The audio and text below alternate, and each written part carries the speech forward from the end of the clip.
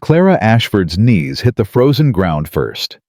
Then her whole body followed, curling around the baby in her arms like a wounded animal making its last stand. 8 months of running.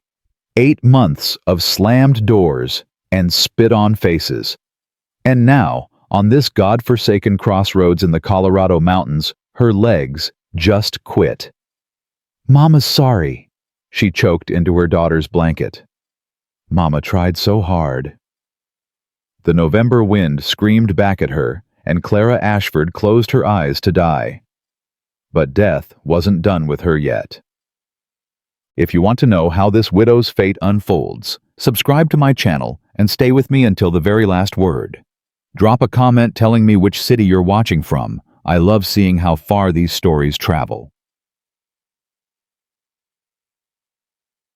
Clara couldn't feel her fingers anymore. She'd stopped feeling them somewhere around mile 3, maybe 4. Now they were just claws wrapped around Lily's blanket, frozen in place like they belonged to a corpse. "Just a little more," she whispered. "Someone's gonna come. Someone's gotta come." Lily didn't answer.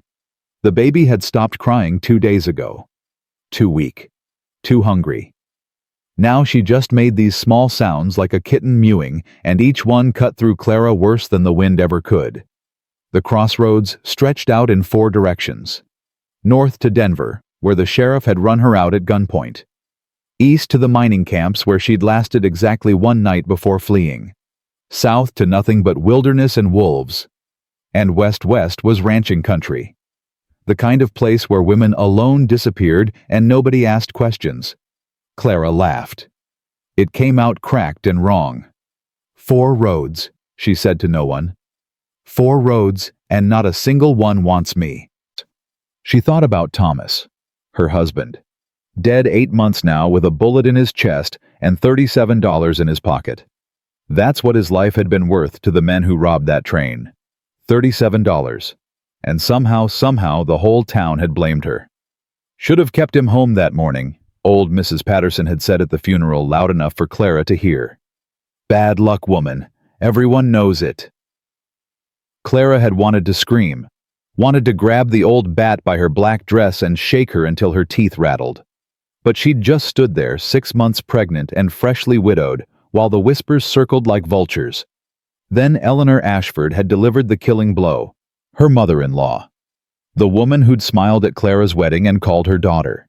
The woman who'd promised Thomas she'd always look after his wife. "Get out of my house." Clara could still hear those words. Still see Eleanor's face twisted with grief and something uglier underneath. "Thomas never wrote to me about any baby. 8 months married and suddenly you're pregnant, after he's dead and can't speak for himself."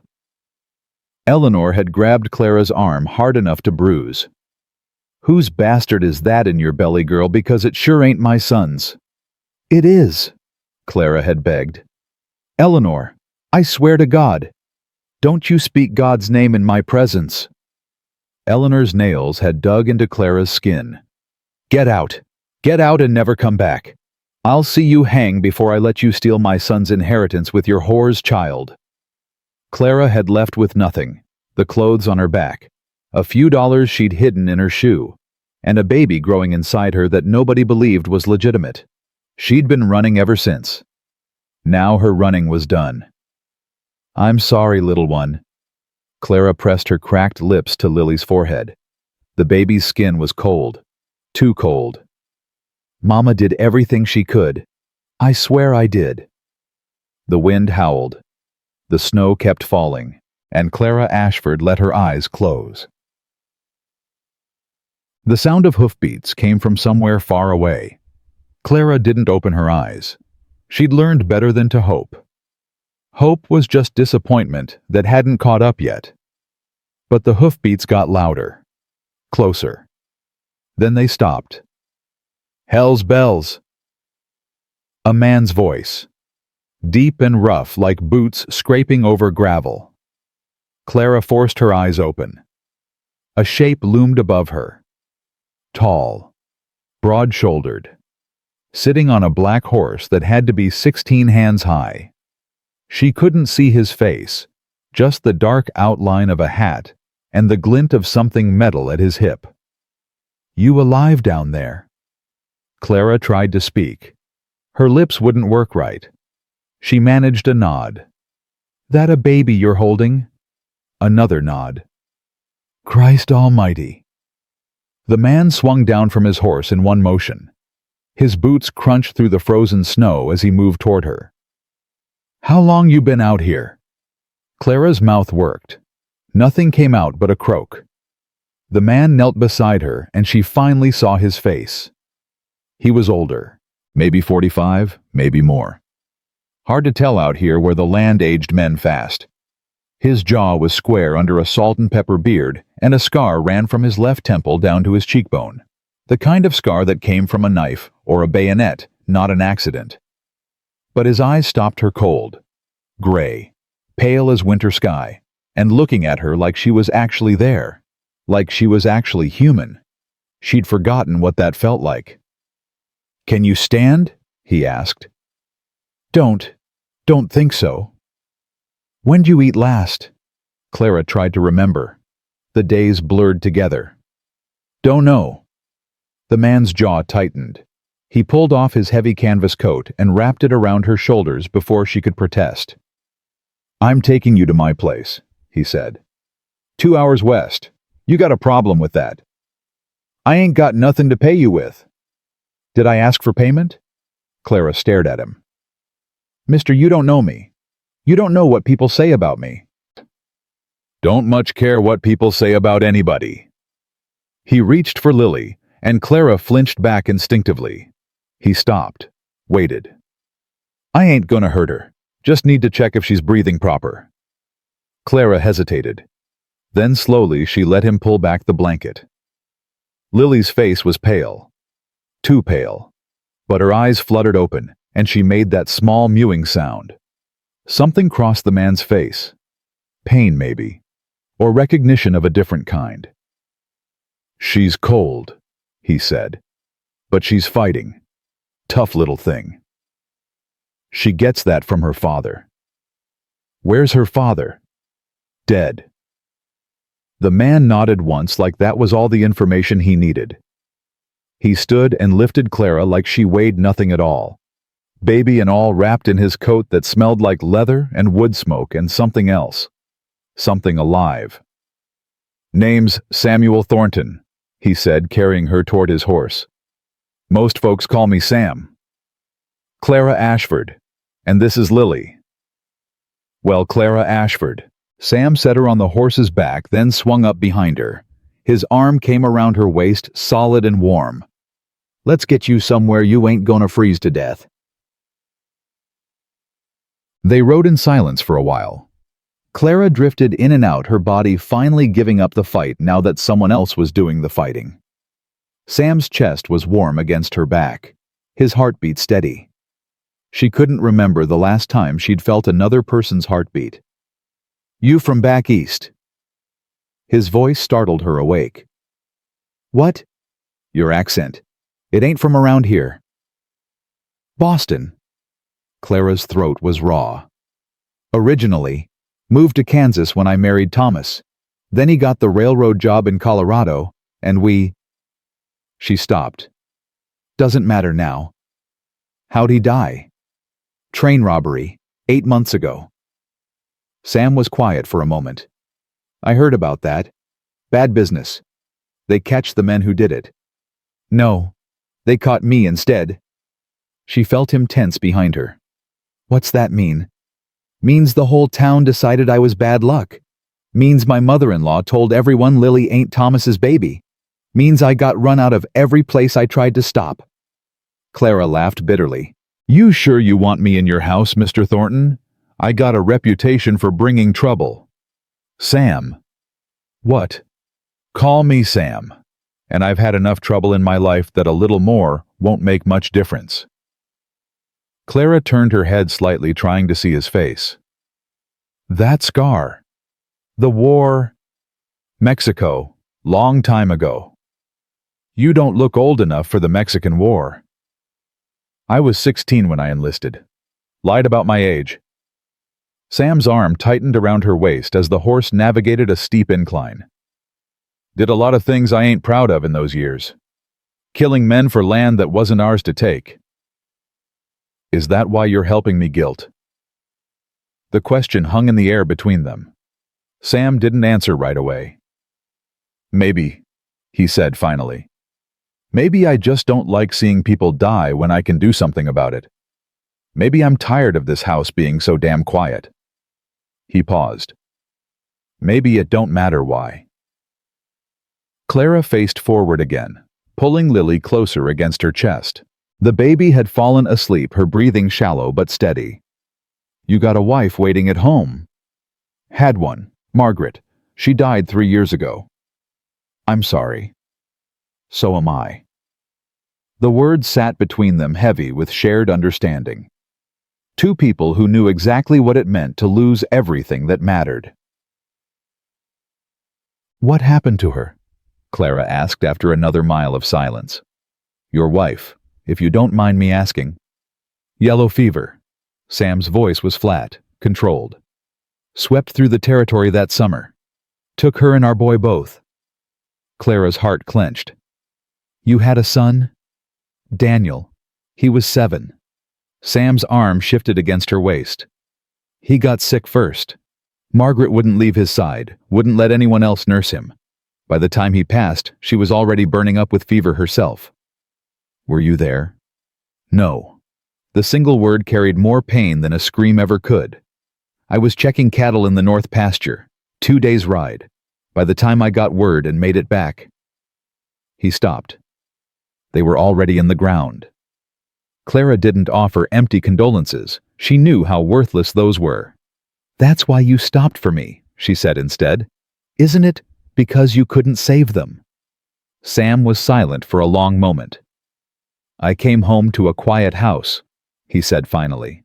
Door was open, fire was out. Found Eliza, she's the midwife who'd been helping, sitting on the porch with her head in her hands.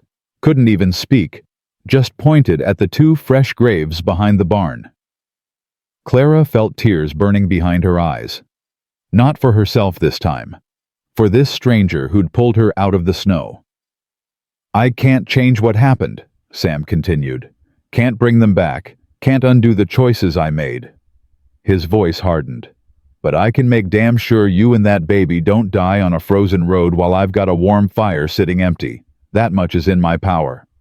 Clara reached down and placed her hand over his where it rested on her waist.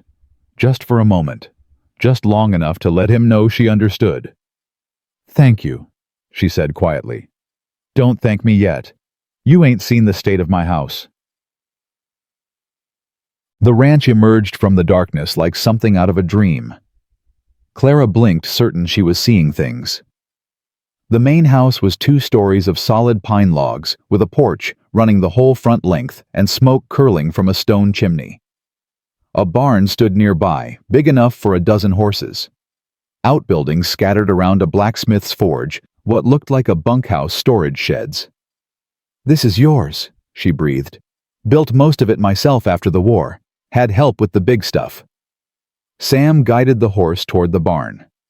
Thornton Creek Ranch, 5,000 acres of cattle land, timber rights to the North Ridge, and water rights to the creek that gives it its name. Clara's head spun. She'd expected a cabin, a homestead, not this. You're rich. Comfortable. Sam dismounted and helped her down. Her legs buckled the moment her feet touched ground, and he caught her easily. Easy now. Let's get you inside. He half-carried her to the house, pushed open the door with his shoulder.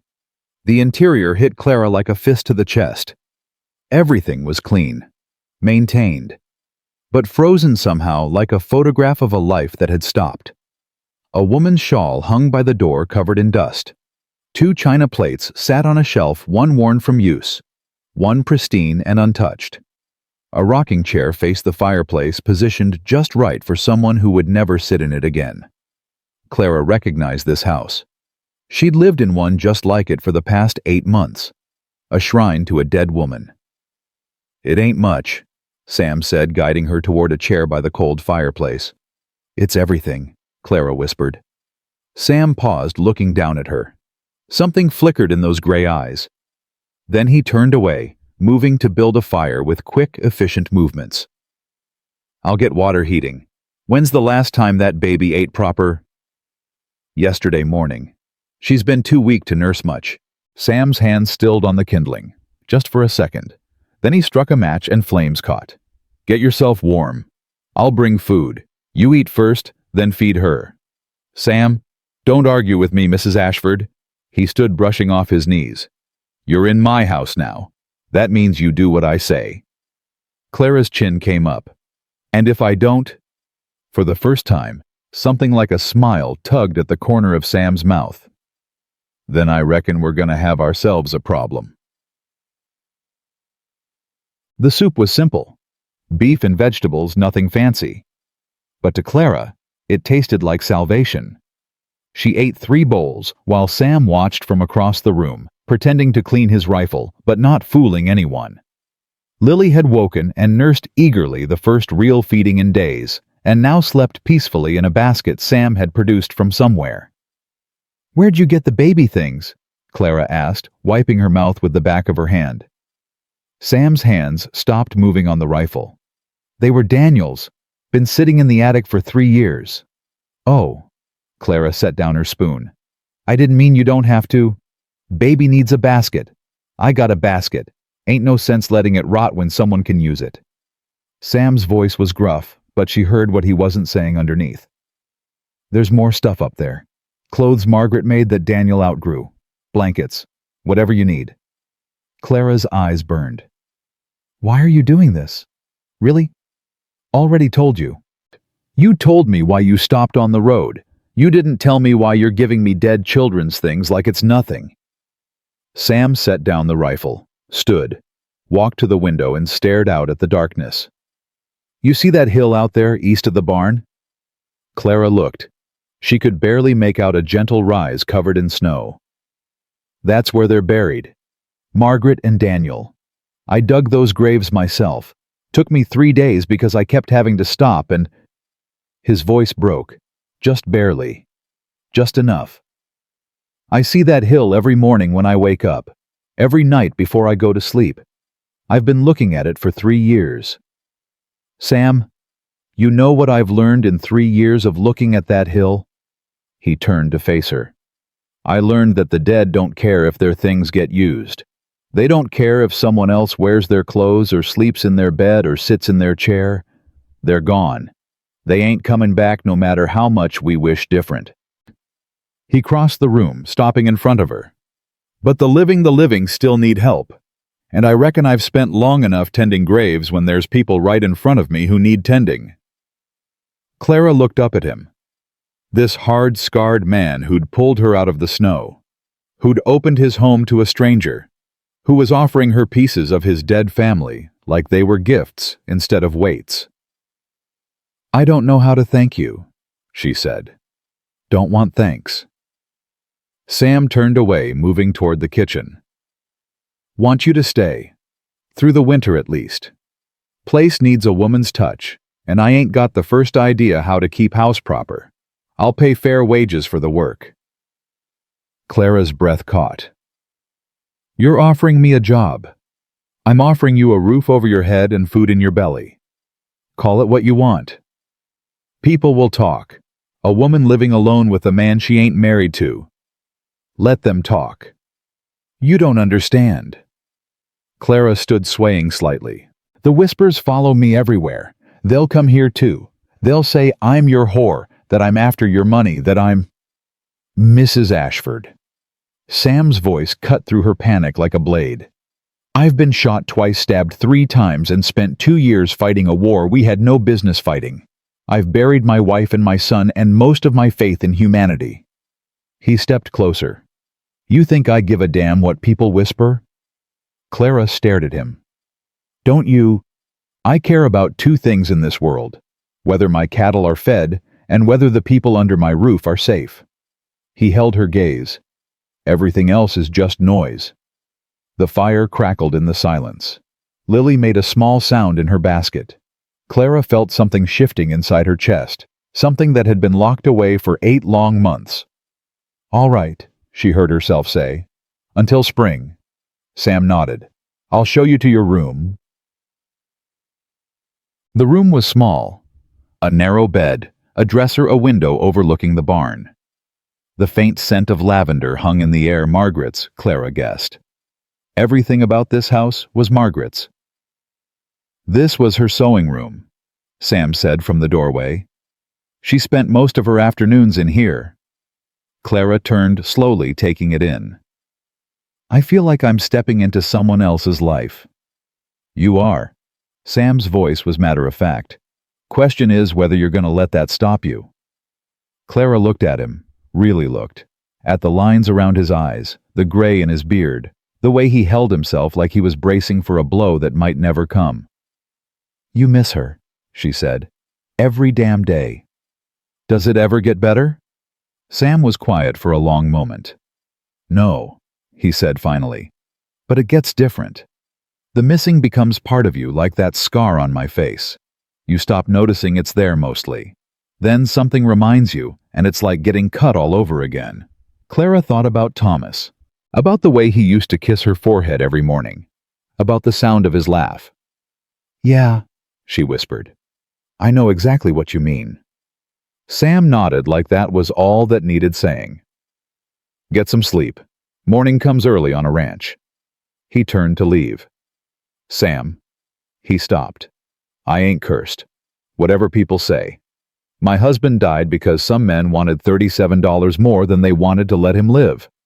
That ain't bad luck. That's just evil." Sam looked back at her. Something passed across his face, understanding maybe, or recognition. "I know," he said simply. "Get some rest, Mrs. Ashford." Then he was gone, and Clara was alone with her sleeping daughter and the ghost of a woman she'd never met. Clara didn't sleep that night. She tried. Lord knows she tried. But every time she closed her eyes, she saw Eleanor's face, heard the whispers, felt the cold of the crossroads seeping back into her bones. Lily slept peacefully beside her, wrapped in Daniel's old blankets, breathing slow and steady. Clara watched her daughter's face in the dim light, marveling at how perfect she was, how innocent, how completely unaware of the world that wanted to destroy them both. "I'm going to keep you safe," Clara whispered. "I don't know how yet, but I'm going to figure it out. I promise." Around midnight, she heard movement in the main room. Clara crept to the door and opened it a crack. Sam sat in the rocking chair, Margaret's chair, staring into the dying fire.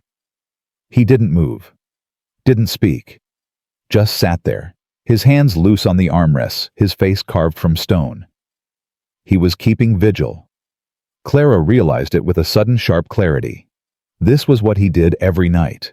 Sat in his dead wife's chair and watched the fire burn down to nothing.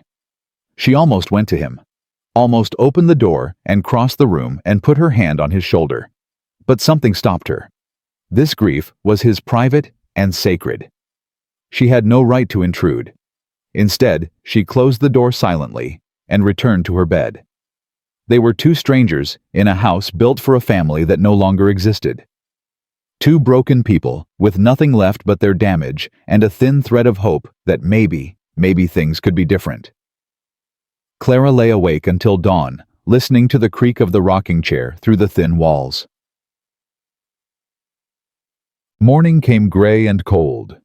Clara woke to the smell of coffee and the sound of wood being split outside. She dressed quickly in her ragged clothes, all she had, and emerged to find the main room empty. A pot of coffee sat warming on the stove, and beside it, a note in careful, blocky handwriting. "Doing chores. Coffee's hot. Stay inside." Clara poured herself a cup and stood by the window watching Sam work. He moved with brutal efficiency, his axe rising and falling in a steady rhythm. Each swing sent chunks of wood flying. Each breath clouded white in the freezing air. He'd been at it for a while, judging by the pile of split logs beside him. Working out his demons, Clara thought. She recognized the urge. Had spent plenty of nights scrubbing floors until her hands bled because it was better than thinking. The door opened and Sam came in, stamping snow from his boots. "You're up." "Hard to sleep with all that chopping." Something that might have been a smile flickered across his face. Reckon so. He hung his coat by the door next to Margaret's shawl. Clara noticed and moved to the stove. You hungry? I could eat. Can you cook? Clara raised an eyebrow. That a real question? I've been eating my own cooking for 3 years. It ain't pretty. Sam pulled out a chair and sat heavily. Margaret did all the kitchen work. I never learned much beyond boiling water and burning meat. Clara felt a small smile tugging at her lips. The first real smile in months. Show me where things are. I'll make breakfast. Now that's the best news I've had all year. They ate eggs and biscuits. Clara's biscuits were nowhere near her mother's, but Sam cleaned his plate twice and looked like he might cry from gratitude. Lord Almighty, he said, leaning back in his chair. I forgot food could taste like this. It's just biscuits. Best damn biscuits I've had since Margaret. He stopped, looked away. In a long time. Clara busied herself with washing dishes. Tell me about her, if you want, Margaret. The silence stretched. Clara thought maybe she'd overstepped. Then Sam spoke. She was from Virginia, came west with her family when she was 15. I met her at a barn dance in '72. I was 28, she was 19. His voice softened. Prettiest thing I'd ever seen. Hair like honey eyes, like the sky after a storm. I couldn't put 2 words together when she talked to me. How'd you win her over? I didn't.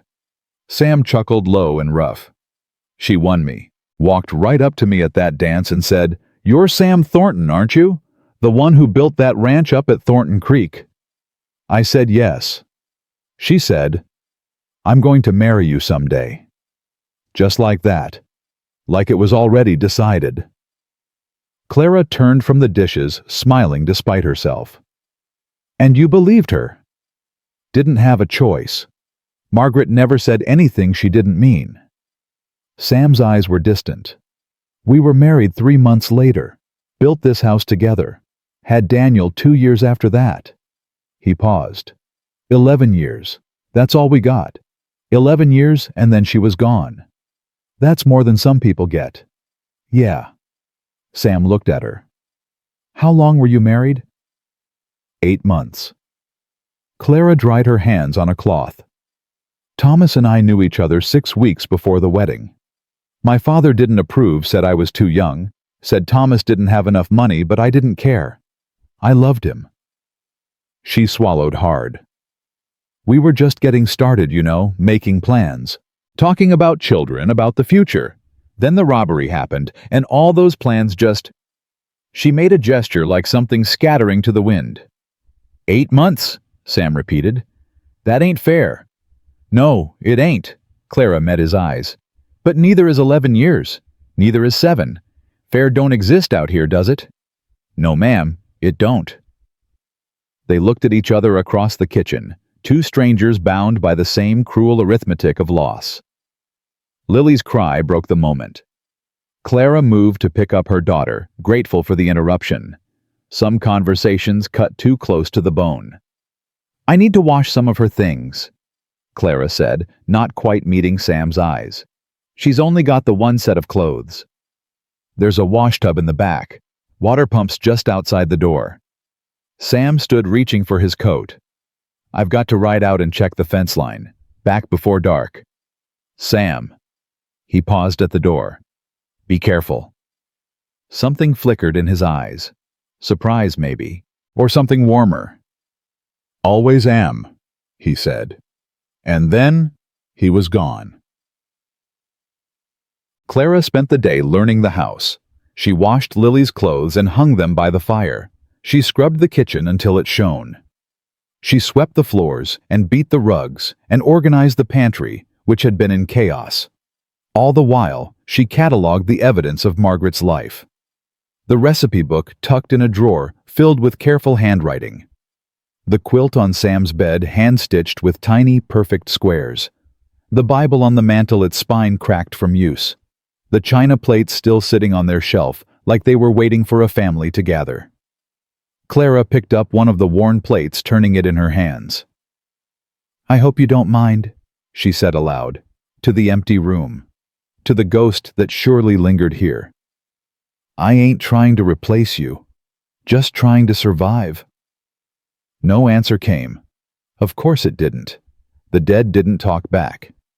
But somehow, standing there with Margaret's plate in her hands, Clara felt less alone than she had in months. Dusk was falling when Sam returned. Clara heard his horse first, then his boots on the porch. He came in stamping snow, his face red with cold. "Something smells good." "Stew. Found some vegetables in your root cellar, and that beef hanging in the smokehouse." Clara ladled soup into a bowl. "Sit." Sam sat. He ate 3 bowls without stopping for breath. "You're a miracle," he said, finally pushing back from the table. "I mean that. A genuine miracle. I'm a woman who knows how to cook. That ain't the same thing." "Out here it might be." Sam's eyes were warm, warmer than they'd been last night. "You get settled all right today?" "I did." Clara hesitated. "I hope you don't mind I cleaned up some. Organize things." "Mind?" Sam laughed. "Mrs. Ashford, you could burn this place to the ground and rebuild it however you want. Long as there's biscuits at the end of it, I won't complain." Clara smiled, actually smiled. "You're easy to please." "I'm a simple man." They sat in comfortable silence for a while, the fire crackling, Lily sleeping in her basket nearby. Outside, the wind had picked up, howling around the corners of the house. "Storm coming," Sam said, glancing toward the window. "Big one by the sound of it." "Will the cattle be all right?" "They know to find shelter. Smart animals." He turned back to her. "Might be snowed in for a few days, though. Hope you don't mind being stuck with me." Clara looked at him, at this strange, gruff, generous man who'd pulled her from the edge of death. "I can think of worse company," she said. Sam's eyes held hers for a moment. Then he looked away, reaching for his coffee. "Get some sleep, Mrs. Ashford. Storm like this tomorrow's going to be a long day." Clara rose, gathering Lily from her basket. At the door to her room, she paused. "Sam?" "Yeah?" "Thank you. For everything.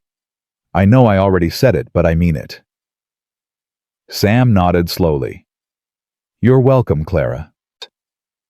It was the first time he'd used her given name. She carried that warmth with her into the dark little room, and this time when she closed her eyes, sleep came easy. Chick. Neither of them heard the rider who passed below the ranch that night, fighting his way through the mounting storm toward town. Neither of them saw him stop at the crest of the hill, looking back at the light burning in Sam Thornton's window. And neither of them knew that by morning, word would reach Silver Falls about the stranger woman at Thornton Creek Ranch. The widow from the east, the one with the baby, and the bad luck, and the reputation that followed her like a shadow. Judge Cornelius Wade would be very interested in this news. Very interested indeed. The storm hit sometime after midnight. Clara woke to the sound of the wind screaming against the walls like something alive and angry. Lily stirred beside her, whimpering, and Clara pulled her daughter close. "Hush now, it's just weather. We're safe." But even as she said it, she could feel the house shuddering. The window rattled in its frame. Somewhere outside, something crashed, a tree branch maybe, or a piece of roofing torn loose. Clara lay in the dark, listening to her own heartbeat. Then she heard footsteps. Sam's voice came through the door. "You all right in there?" "We're fine." Clara sat up, pulling a blanket around her shoulders. "That noise?" "Barn door came loose. I've got to go secure it before the horses panic." Clara was on her feet before she realized she'd moved. She opened the door to find Sam pulling on his coat, his face grim in the lamplight. "You can't go out in this." "Ain't got a choice. Those horses are worth more than this house." He grabbed his hat from the peg. "Stay inside. Keep the fire going. I'll be back quick as I can." "Sam." But he was already gone. The door slamming shut behind him. Clara stood in the middle of the room, her heart pounding, listening to the storm swallow him whole. The minutes crawled by. Clara fed the fire, checked on Lily, paced the length of the room and back again. Every gust of wind made her flinch. Every creak of the house made her imagine the worst. She thought about Thomas, about how he'd gone out one morning like any other morning and never come back, how she'd kissed him goodbye without knowing it was the last time. "Don't you dare," she whispered to the storm. "Don't you take this one too." The door burst open. Sam staggered in, covered in snow, his face raw from the wind. He slammed the door behind him and leaned against it, breathing hard. "Barn's secure." He pulled off his gloves with his teeth. "Horses are spooked, but safe." Clara didn't think.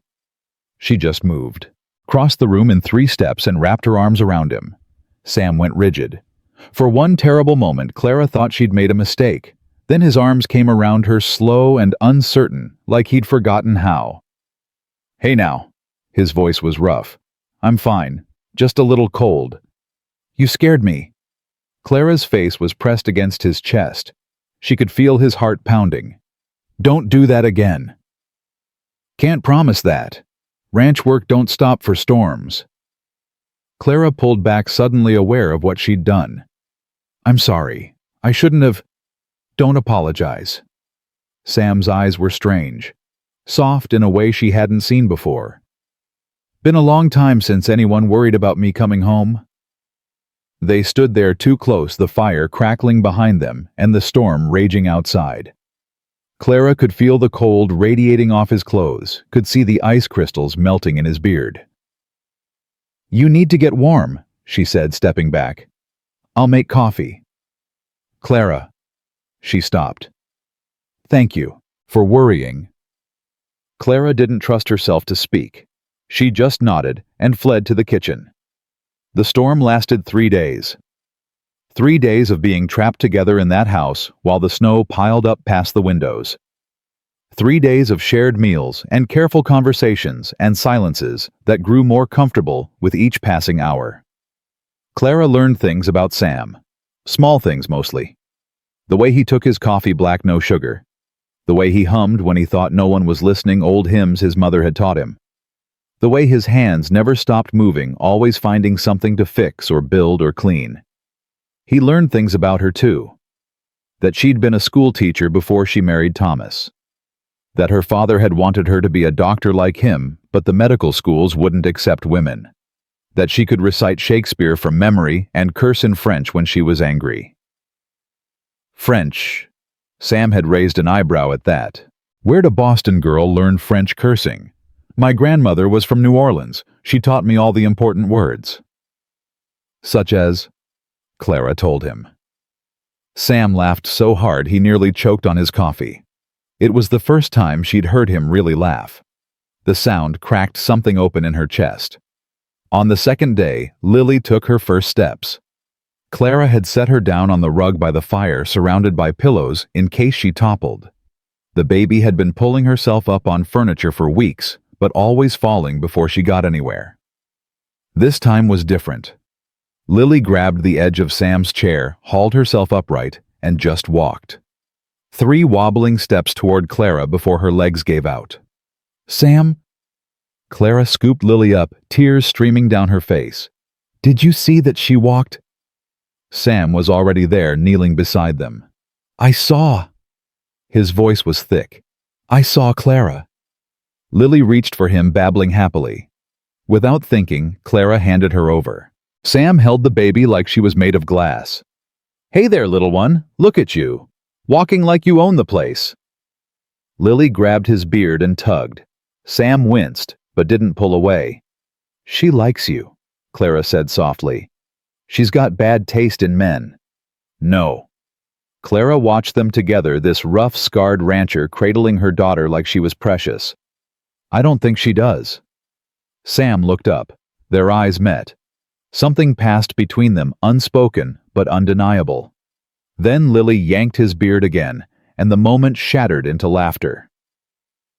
On the 3rd day, the storm broke. Clara woke to silence. Real silence, not the muffled quiet of snow falling. She crept to the window and pushed aside the curtain. The world outside was white and still. The snow had drifted up past the porch rails, burying the lower windows completely. But the sky was clear pale blue, stretching to the horizon. "Beautiful, ain't it?" She turned. Sam stood in the doorway, 2 cups of coffee in his hands. "Deadly beautiful," Clara said, accepting the cup he offered. "How deep is it?" 4 feet, maybe 5 in the drifts. Gonna take most of the day to dig out." Sam joined her at the window, close enough that their shoulders almost touched. But the worst is over. Clara sipped her coffee, watching the light change as the sun climbed higher. "What happens now?" "Now I dig out the barn and check on the cattle, make sure nothing froze that shouldn't have." Sam's voice was matter-of-fact, but she heard something else underneath. Reluctance, maybe. "Then I'll need to ride into town, get supplies, let folks know we survived." Clara's stomach tightened. "Folks?" "Silver Falls is a small town. People talk." Sam turned to look at her. "Word's probably already spread that you're here. The storm just delayed the questions. And you're ready for those questions?" "I'm ready to tell anyone who asks that I've got a housekeeper for the winter. Nothing more, nothing less." He paused. "Unless you want me to say different." Clara's heart stuttered. What would different sound like? Sam was quiet for a long moment. When he spoke, his voice was careful, measured. "I've been thinking about what happens when spring comes, about you and Lily leaving." He set down his coffee cup. "I find I don't much care for that picture." "Sam, I ain't asking for anything." He held up a hand. "I know it's too soon. Know you've got your own grief to carry. But I wanted you to know if you wanted to stay longer than spring, the offer's open. Not as my housekeeper. As—" He stopped, rubbed the back of his neck. "Hell, I'm no good at this." Clara felt tears prickling behind her eyes. "As what, Sam?" "As whatever you want to be." He finally met her gaze. "I ain't got fancy words. But I know that these 3 days being snowed in with you and Lily, I've felt more alive than I have in 3 years. And I don't want to lose that." Clara set down her own cup. Her hands were trembling. "I feel it too," she whispered. "But I'm scared." "Of what?" "Of everything. Of trusting again. Of losing again." She wrapped her arms around herself. "Every time I let myself hope, something tears it away. What if that happens here? What if I ruin this, like I ruined everything else?" "Clara." Sam stepped closer, not touching but near enough that she could feel his warmth. "You didn't ruin anything. You got dealt a bad hand, that's all. Doesn't mean the next hand will be the same." "You don't know that." "No, I don't." His eyes were steady on hers. "But I know that hiding from life don't stop death from finding you. Margaret taught me that. She lived every day like it was a gift, right up until the end." His voice cracked slightly. "I forgot that lesson for a while. Buried myself in work and grief and silence. But you're reminding me." Clara couldn't speak. Her throat was too tight. "We don't have to decide anything today," Sam continued. "Or tomorrow, or next month. I just wanted you to know that the door's open, whenever you're ready to walk through it." He turned away, then reaching for his coat. "I'm gonna start digging out. You need anything from town when I go?" Clara found her voice. "Sam." He paused. "Thank you for saying all that, for being honest." She swallowed hard. "I'm not ready to answer yet, but I will be. Someday." Sam nodded slowly. "Someday's good enough for me." Then he was gone, and Clara was alone with a sleeping baby and a heart that wouldn't stop racing. The ride to Silver Falls took Sam most of the morning. The snow was deep, but the sky stayed clear, and his horse knew the way well enough to navigate the drifts. Sam had made this trip 100 times before maybe 1,000. But today felt different. Today, he had a reason to come back. Silver Falls wasn't much to look at: a main street with a general store, a saloon, a church, and a handful of other buildings clinging to existence against the frontier. Population maybe 300 on a good day, less when the mines weren't producing. Sam tied his horse outside the general store and went in. Martha Chen stood behind the counter, a tiny Chinese woman with iron gray hair and eyes that missed nothing. She'd run this store for 20 years, ever since her husband died in a mining accident, and everyone in the territory knew better than to cross her. "Sam Thornton." She looked him up and down. "Heard you had company during the storm." Sam felt his jaw tighten. "News travels fast." "Deputy Finch passed through 3 nights ago. Said he saw a light in your window, a woman's silhouette." Martha's expression was unreadable. "Whole town's been speculating ever since." "Let them speculate. They will with or without your permission." Martha began pulling items from the shelves: flour, sugar, coffee, salt. She knew his usual order by heart. "Who is she?" Sam hesitated. Martha had been Margaret's closest friend, had been one of the few who showed up to help after the funeral, who didn't treat Sam like he was broken beyond repair.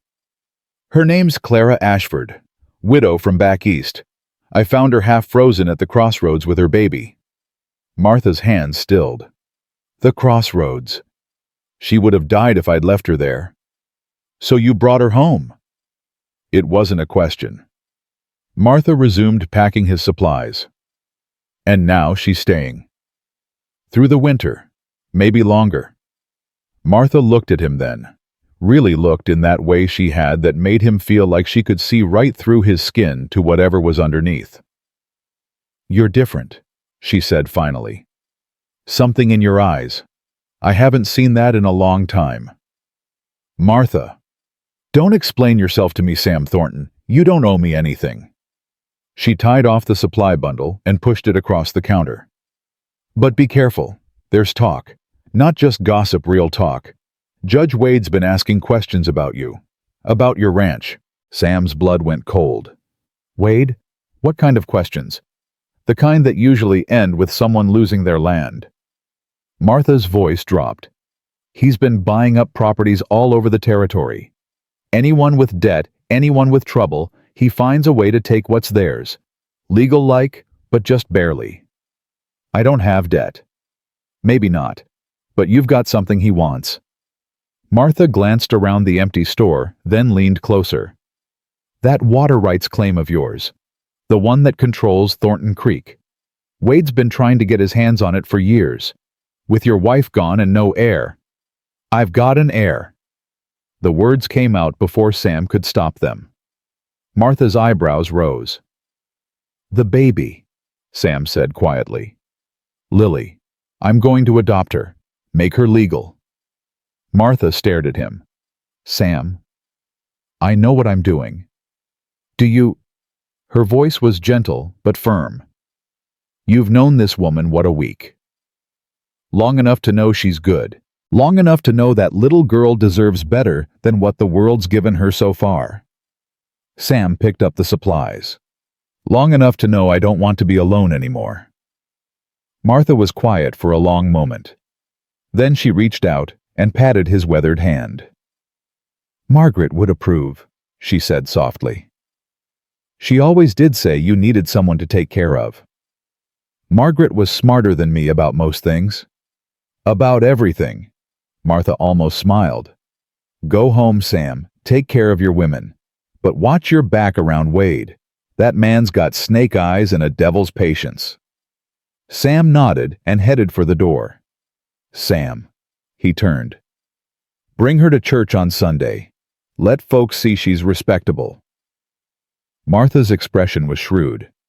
Harder to spread lies about someone people have actually met. She might not want to. Ask her anyway. Sometimes the best defense is showing up. Sam thought about that all the way home. Clara was waiting for him on the porch. She dug out the steps somehow, probably using the shovel he kept by the door, and stood there with Lily on her hip, watching him ride up. The afternoon sun caught her hair turning it copper and gold. Sam's heart did something strange in his chest. Something it hadn't done in a very long time. "You're back early," Clara called as he dismounted. "Roads weren't as bad as I thought." Sam tied off his horse and grabbed the supplies. "Got everything we need for the next couple weeks." Clara fell into step beside him as he walked toward the house. "How was town?" "Small, nosy." Sam pushed open the door. "Already asking questions about you?" "I figured." Clara's voice was carefully neutral. "What did you tell them?" "That you're my housekeeper. That I found you half dead and did the Christian thing." Sam set the supplies on the table. "Also, that I'm planning to adopt Lily." Clara went very still. "You told them what?" "Martha Chen. She runs the general store. She mentioned that Judge Wade's been sniffing around my property, looking for ways to take it." Sam turned to face her. "If I've got an heir, a legal heir, it makes things more complicated for him. Harder to swoop in if something happens to me." "Sam, you can't. I've been thinking about it since the storm." He cut her off gently. "Lily needs a father.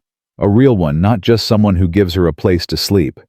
And He stopped, swallowed. "I lost my son. I've got a hole in me that ain't ever gonna heal.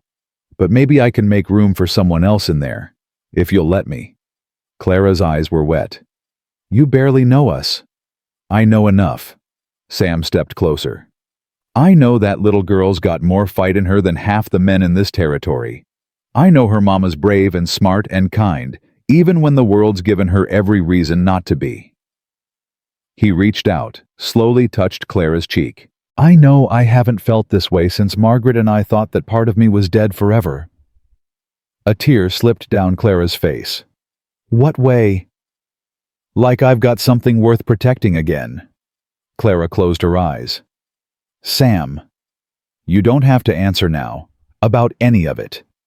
His thumb brushed away her tear. "But I want you to know where I stand.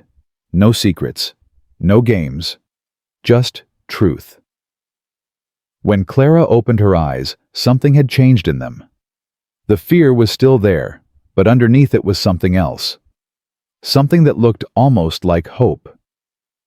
"Okay," she whispered. "Okay, what?" "Okay, I hear you. Okay, I understand where you stand." She took a shaky breath. "And okay, I'll go to church with you on Sunday, if you think it'll help." Sam blinked. "How'd you know about that?" "Because it's what I would do. Show people I'm not what they think." Clara almost smiled. "My mother always said the best way to fight gossip is with grace." "Your mother sounds like a wise woman." She was. The pain in Clara's voice was old but deep. "She died when I was 12. Consumption." "I'm sorry." "Don't be. She taught me what I needed to know before she went." Clara shifted Lily on her hip. "She taught me that you can't control what people say about you. You can only control who you actually are." Sam nodded slowly. "Sunday it is, then." "Sunday it is." They stood there in the fading afternoon light, two people who'd found each other in the wreckage of their lives. Neither of them knew what the future held. Neither of them could guarantee it wouldn't all fall apart. But for the first time in a long time, they were both willing to try. Sunday came cold and clear. Clara dressed in the best clothes she had, which wasn't saying much. Her traveling dress was worn and faded, mended in a dozen places. But it was clean, and it was respectable, and it would have to do. Sam had hitched the wagon, and was waiting outside when she emerged with Lily. "You look nice," he said, helping her up onto the seat. "I look poor." "You look honest. That's worth more." The ride to town took an hour. Clara spent most of it fighting nerves, bouncing Lily on her knee, and trying to remember how to smile like she meant it. "What if they hate me?" she asked as the church steeple came into view. "What if they've already decided I'm worthless?" "Then they're fools, and we don't need their approval." Sam's jaw was set. "But most folks are decent enough when you give them a chance. It's just a few rotten ones that spoil the barrel. Who are the rotten ones? Judge Wade, for starters. Man's been trying to buy up half the territory. Uses the law like a weapon. Sam spat over the side of the wagon. And whoever's been spreading tales about you before you even got here. Someone's been busy. Clara's stomach tightened. What kind of tales? The usual. Bad luck woman. Cursed widow. Probably came from wherever you were before you got here. Eleanor. Clara felt cold certainty settle in her gut. Her mother-in-law had connections everywhere. Money talked, and Eleanor Ashford had plenty of it. The lies will follow me forever, Clara said quietly. No matter where I go. Then we'll fight them forever. Sam's hand found hers on the seat between them. Together. The church was small but full. Every pew held families in their Sunday-best farmers and miners and shopkeepers with their wives and children. Heads turned as Sam walked in with Clara beside him, Lily balanced on her hip. The whispers started immediately. Clara kept her chin up and her back straight. She'd survived worse than whispers. She'd survived being thrown out of her home, being called a whore, being left to die in the snow. A few church busybodies weren't going to break her. Sam led her to a pew near the front, his usual spot, she guessed. Martha Chen was already seated nearby, and she gave Clara a small nod of acknowledgement. The service itself was a blur. Clara heard the hymns, heard the preacher's voice rising and falling, but none of it really registered. She was too aware of the eyes on her back, the murmured conversations just out of earshot. When it was finally over, Sam stood and offered her his arm. Ready? No, but let's do it anyway. They walked out into the cold sunshine, and immediately people swarmed around them. Sam, heard you had a rough storm up at the ranch. Who's this pretty lady you've been hiding? Is that a baby? Whose baby is that? Clara fielded the questions as best she could, keeping her answers short and polite. Yes, she was staying at Mr. Thornton's ranch. Yes, she was a widow. Yes, Lily was her daughter. No, she didn't have family in the area. Yes, she was from back east. No, she'd rather not discuss the details of her husband's death. Through it all, Sam stayed by her side. A solid, silent presence. His hand never left the small of her back. Then a new voice cut through the crowd. Well, Sam Thornton, with a woman on his arm. Never thought I'd see the day. Clara turned.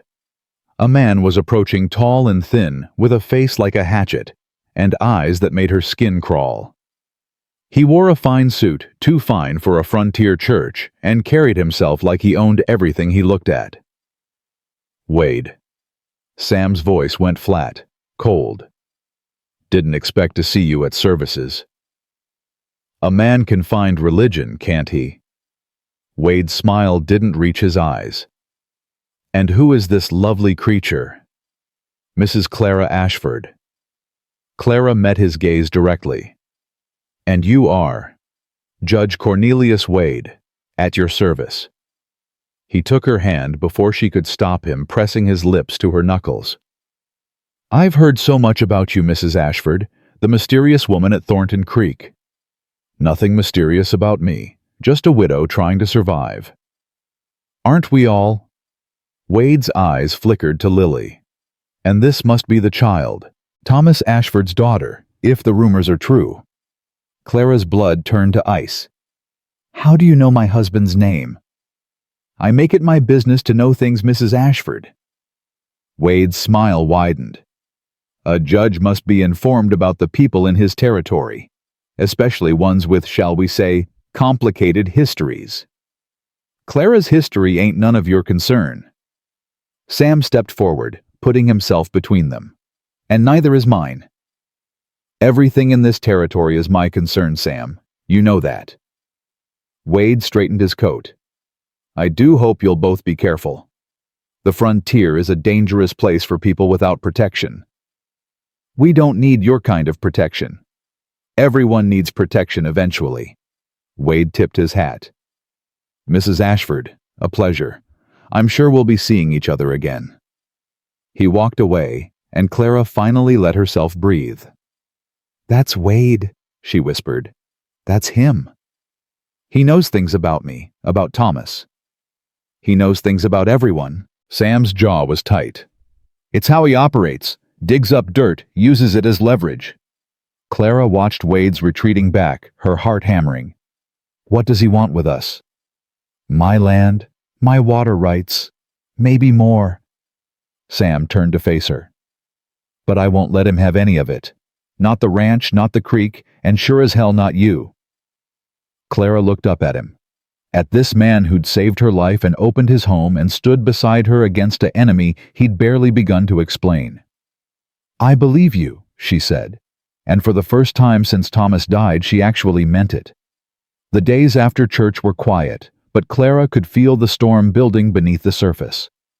Sam worked harder than usual, spending long hours with the cattle, and returning after dark, with exhaustion carved into his face.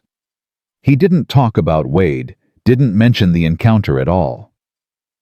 But Clara saw the way his jaw tightened whenever someone rode past on the road below. She saw the way he checked his rifle every night before bed. He was preparing for something. She just didn't know what. A week after Sunday service, Clara was hanging laundry by the fire when she heard hoofbeats approaching. Her hands stilled on the wet fabric. "Sam?" No answer. He'd ridden out to check the north fence line 3 hours ago. Too soon for him to be back. Clara set down the shirt she'd been wringing and moved to the window. A single rider was coming up the drive, but it wasn't Sam's black horse. This one was gray smaller, moving at a cautious pace. She grabbed the rifle from its place by the door. The rider stopped at the porch steps and dismounted. Clara's finger found the trigger.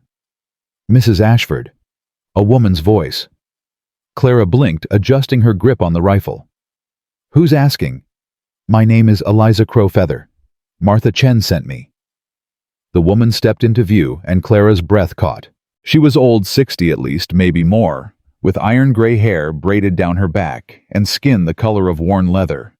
Her face was a map of lines, each one telling a story Clara couldn't read. But her eyes were sharp, alive. They took in Clara and the rifle with equal measures of assessment. "Martha said you might need help," Eliza continued. "Said there's a baby here. That right?" Clara lowered the rifle slowly. "There is. My daughter Lily.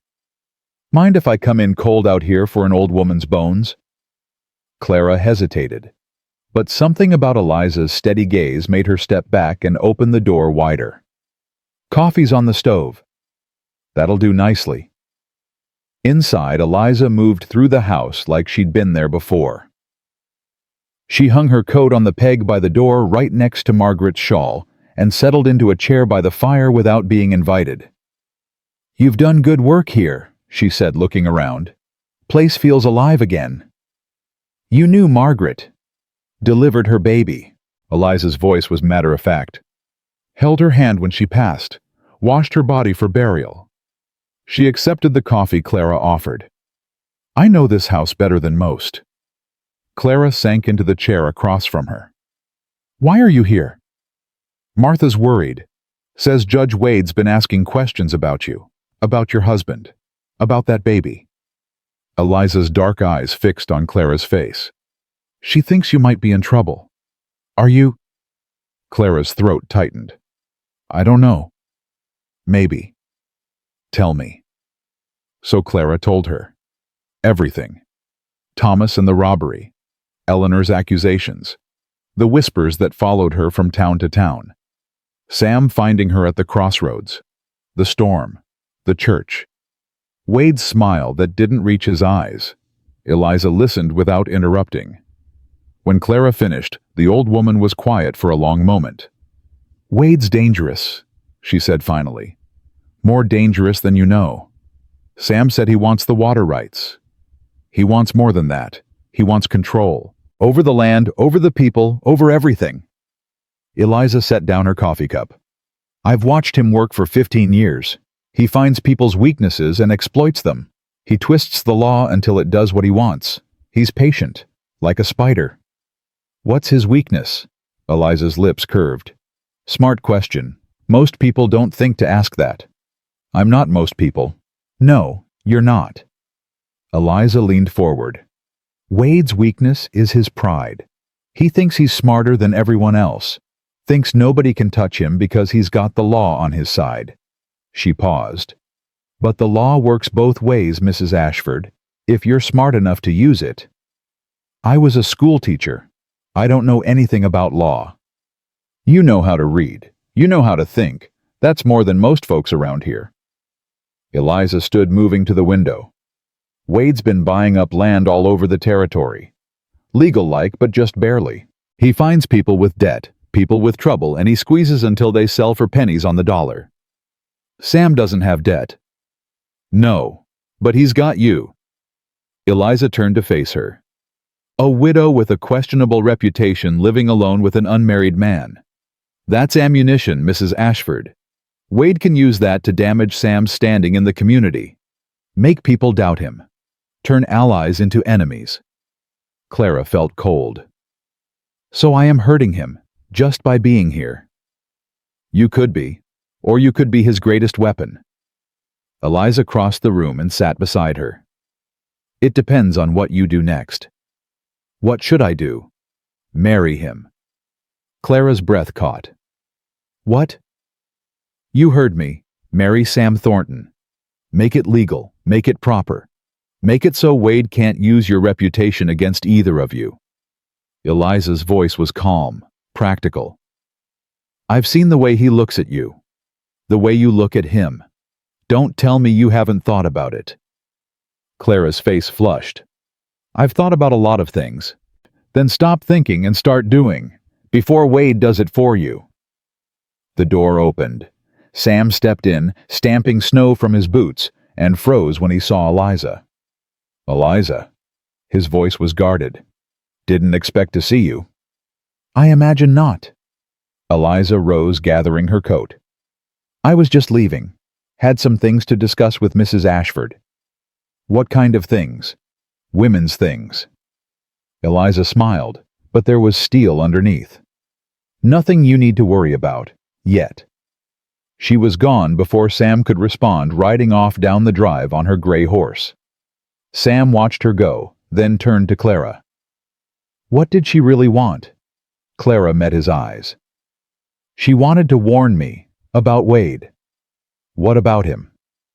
She says he's going to use me against you. My reputation. The fact that we're not married. Clara's voice dropped. She says the only way to protect both of us is to make it legal. Sam went very still. Make what legal? Us. The word hung in the air between them. Clara watched Sam's face, searching for any sign of what he was thinking, but his expression was unreadable. Is that what you want? He asked finally. I don't know what I want. Clara stood wrapping her arms around herself. A month ago, I was dying in the snow. Now I'm being told to marry a man I barely know to protect him from a judge who wants to steal his land. She laughed bitterly. My life stopped making sense a long time ago. Clara. She turned. Sam crossed the room in 3 steps. He took her hands in his rough palms, warm against her cold fingers. Forget Wade. Forget Eliza. Forget all of it. His gray eyes held hers. If there was no threat, no pressure, no one telling you what to do, what would you want? Clara's throat ached. I'd want to stop being afraid. Of what? Of everything. Of losing Lily. Of losing this place. She swallowed hard. Of losing you. Sam's hands tightened on hers. You're not going to lose me. You can't promise that. No, I can't. His voice was rough. But I can promise that whatever comes, we face it together. Whether that means marriage or not. Whether the whole town turns against us or not. I ain't letting you go, Clara. Not now. Not ever. Clara felt tears spilling down her cheeks. Sam, I love you. The words hit her like a thunderclap. She stared at him, unable to speak, unable to breathe. I know it's too fast. Sam continued, his voice cracking slightly. I know we've only had a few weeks, but I've lived long enough to know when something's real. And this what I feel when I'm with you, it's the most real thing I've felt since Margaret died. You loved her so much. I did. I still do. Sam's eyes were wet now. But she's gone, Clara. She ain't coming back. And I've spent 3 years living like a ghost in my own house waiting to die, so I could be with her again. He cupped her face in his hands. Then you came. You and Lily. And suddenly I wanted to live again. Clara closed her eyes. I don't know if I'm ready. Then we wait. We wait until you are. Sam pressed his forehead to hers. But I needed you to know. Needed you to hear it from me before Wade or anyone else tried to twist it into something ugly. It's not ugly. Clara opened her eyes. It's the most beautiful thing anyone's ever said to me. They stood there forehead to forehead, breathing the same air. Clara could feel Sam's heartbeat through his hands, could feel her own answering it. Ask me again, she whispered. Ask you what I want. If there was no threat, no pressure, no one telling me what to do. Sam pulled back slightly, searching her face. What do you want, Clara? She took a breath, let it out slowly. I want you. Sam's breath caught. I want this house. I want to watch Lily grow up here. I want to fall asleep listening to your heartbeat and wake up to your face every morning. Clara's voice shook, but she didn't stop. I want to stop running. I want to stop being afraid. I want to believe that good things can happen to people like us. Clara. I love you too. The words came out in a rush. I don't know when it happened. Maybe in the storm when you held me all night. Maybe when you built that cradle for Lily. Maybe the first moment I saw your eyes and knew you wouldn't hurt me. She laughed through her tears. I love you, Sam Thornton. And I'm terrified, but I love you anyway. Sam kissed her. It wasn't gentle, wasn't careful. It was desperate and hungry and full of 3 years of loneliness meeting 8 months of grief. Clara grabbed his shirt, pulling him closer, and Sam's arms wrapped around her like he was afraid she'd disappear. When they finally broke apart, both gasping for breath, Sam rested his forehead against hers again. Marry me, he said, not because of Wade, not because of what anyone says, because I love you, and I want to spend whatever time I've got left on this earth with you. Clara smiled through her tears. Yes. Yes. Yes. I'll marry you. She kissed him again quickly. But we do it right. In the church in front of everyone. Let them see that we've got nothing to hide. Sam's face split into a grin, the first real smile she'd ever seen on him. Martha's gonna lose her mind. Martha's gonna say she told you so. They laughed together, holding each other in the middle of the room, while the fire crackled and Lily slept peacefully in her basket. For one perfect moment, nothing else existed. No Wade, no threats, no past. Just the two of them and the future they were building. The moment shattered 2 days later. Sam had ridden into town to post the banns and arrange for Reverend Miller to perform the ceremony. Clara stayed at the ranch with Lily, humming to herself as she kneaded bread, happier than she'd been in years.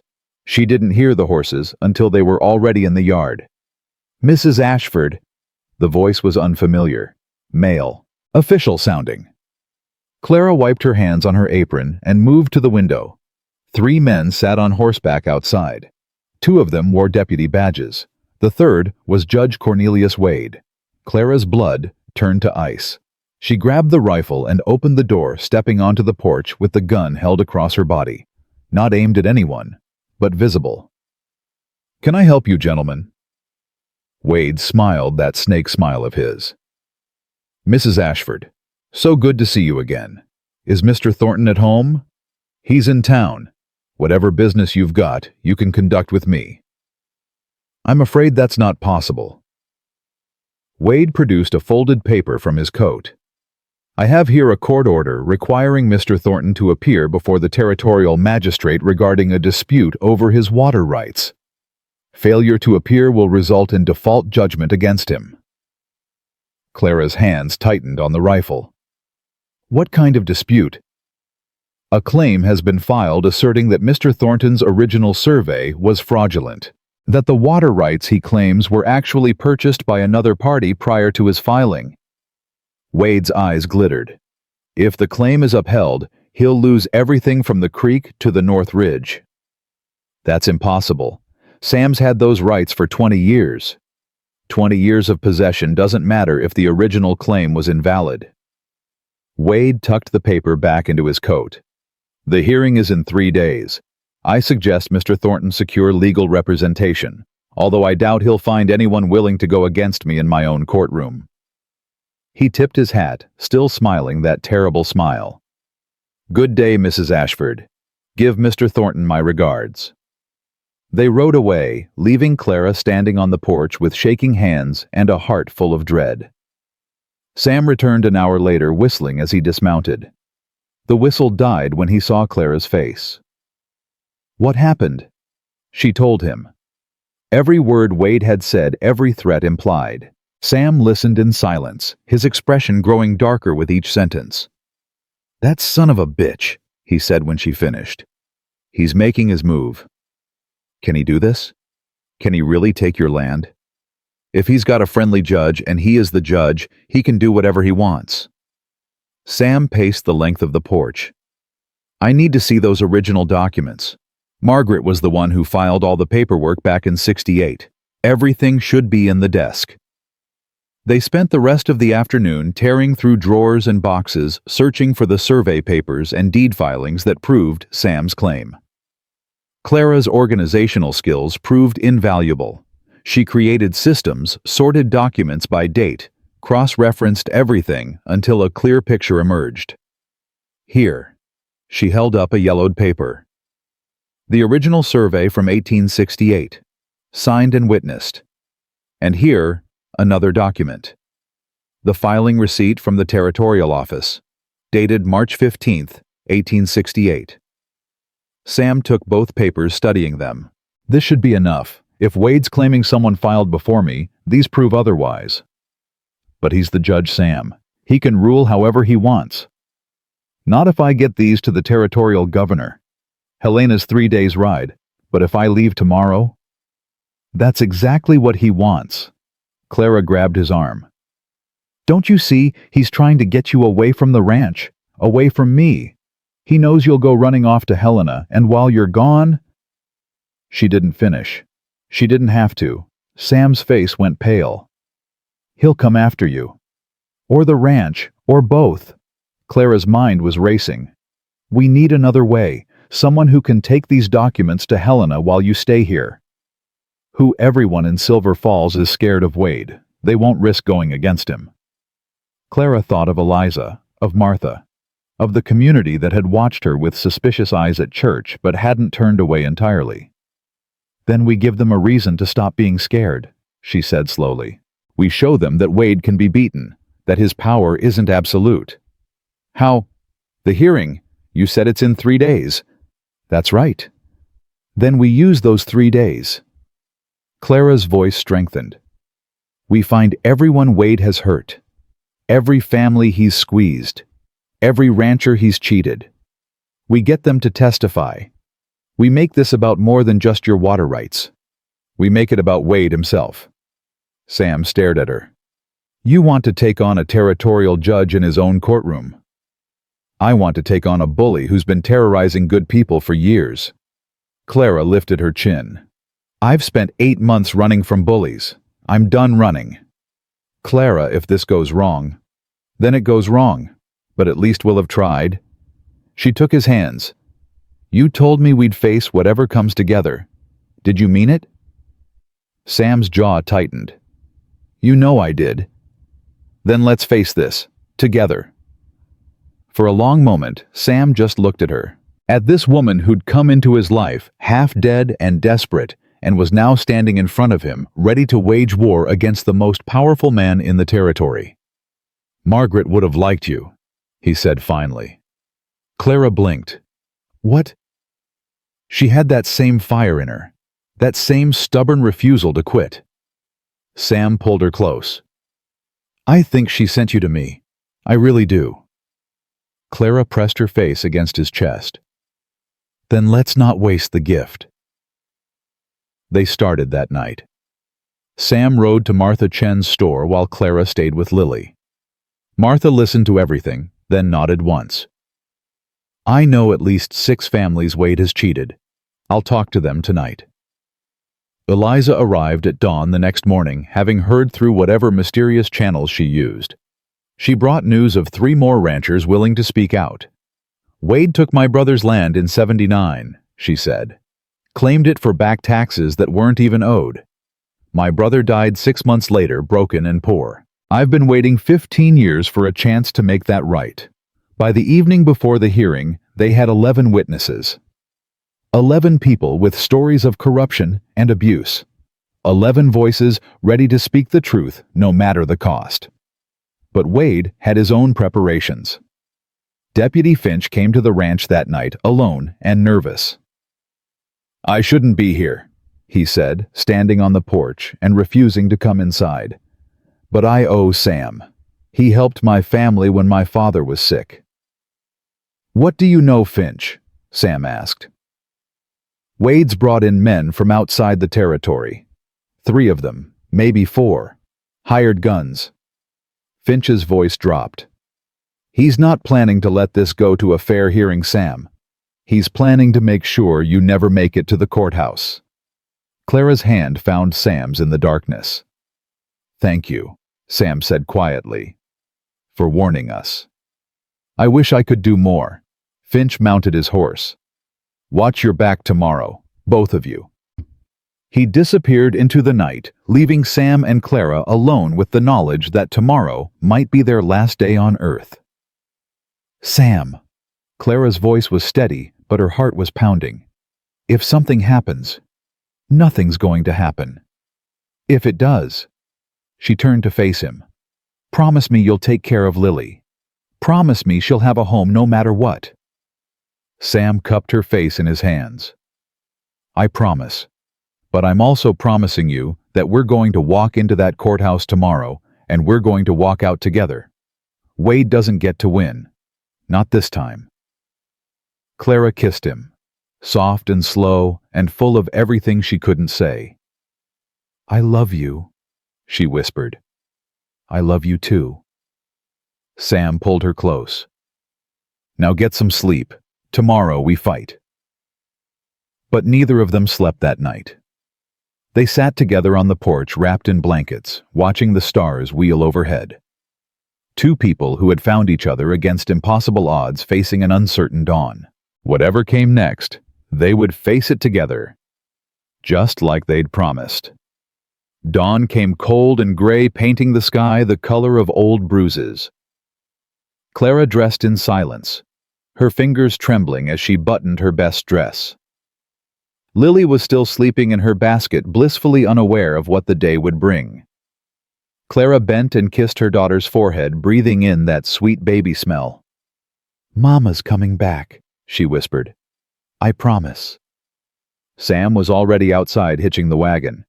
He'd strapped on his gun belt, something Clara had never seen him wear before, and his rifle lay across the wagon seat within easy reach. When he saw her face, he tried to smile. Ready? No. Clara climbed up beside him. But let's go anyway. They rode in silence for the first mile. The road stretched empty before them, flanked by snow-covered fields and dark pine forests. Every shadow could hide a threat. Every gust of wind could carry danger. If shooting starts, Sam said quietly, you get down and stay down. Don't try to help. Don't try to run. Just get low and wait for it to be over. Sam, promise me, Clara. She looked at his face, at the hard set of his jaw, the tension in his shoulders. He was scared. She'd never seen him scared before. I promise, she said. They made it another 2 miles before the trouble found them. 3 riders emerged from the tree line ahead, blocking the road. Clara recognized none of them strangers with hard faces and guns on their hips. Wade's hired men. Sam pulled the wagon to a stop. "Morning, gentlemen." His voice was calm, easy, like he was greeting neighbors instead of killers. "Something I can help you with?" The lead rider, a tall man with a scar across his nose, nudged his horse forward. "Sam Thornton." "That's right. Judge Wade sends his regards. Says he's real sorry, but the hearing's been canceled. Has it now. Court's closed today. Some kind of emergency." The man's hand drifted toward his pistol. "Best if you just turn that wagon around and head on home." Sam's fingers tightened on the reins. Clara could feel the tension radiating off him like heat.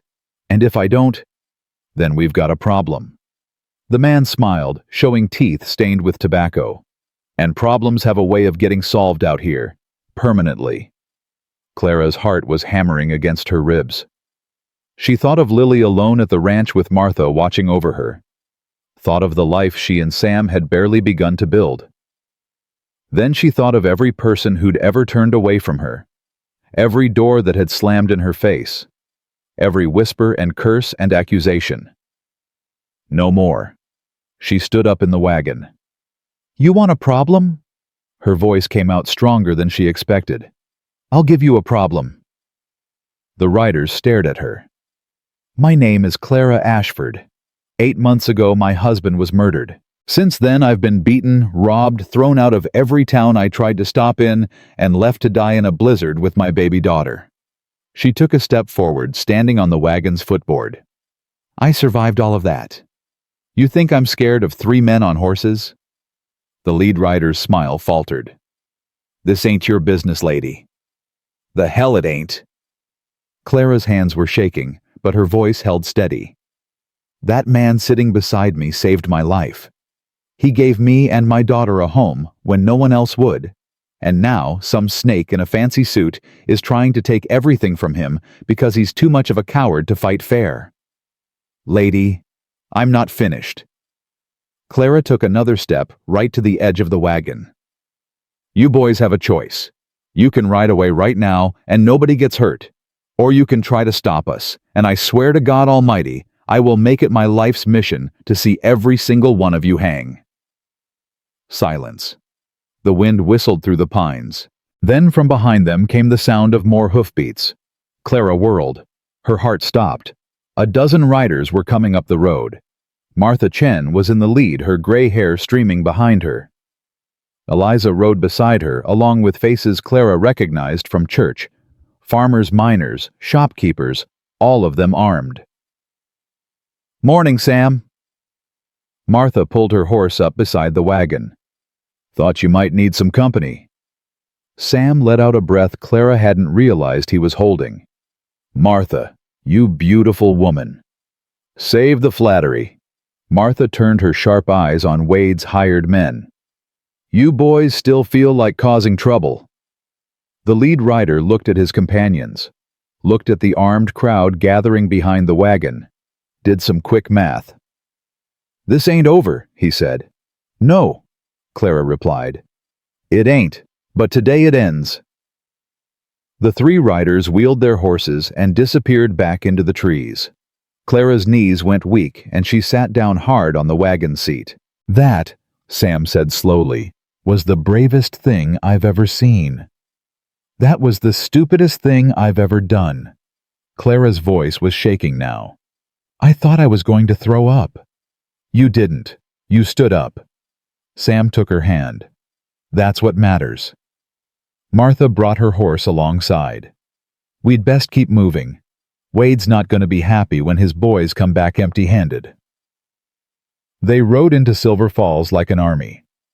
The townspeople stopped and stared as the procession passed Sam and Clara in the wagon, surrounded by riders. Some faces showed fear. Some showed hope. Some showed the careful blankness of people who'd learned not to take sides.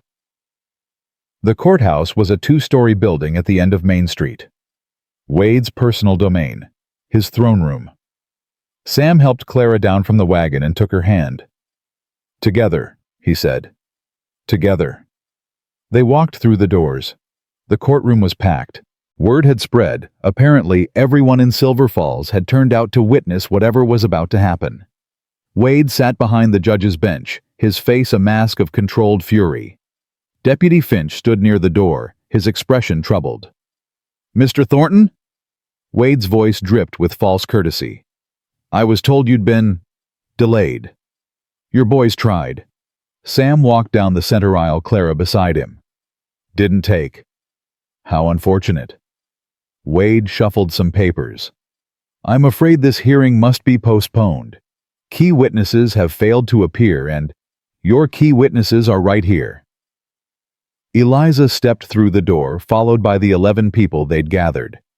They filed into the courtroom one by one, filling the benches on Sam's side. Wade's mask slipped for just a moment. Clara saw the fear underneath. The calculation. "This is highly irregular," he said. "These people were not called as witnesses. They're calling themselves." Clara stepped forward. "Your Honor, these citizens have testimony relevant to this case. Testimony about how you've used your position to steal land and destroy lives. They have a right to be heard." "You have no standing in this court, Mrs. Ashford."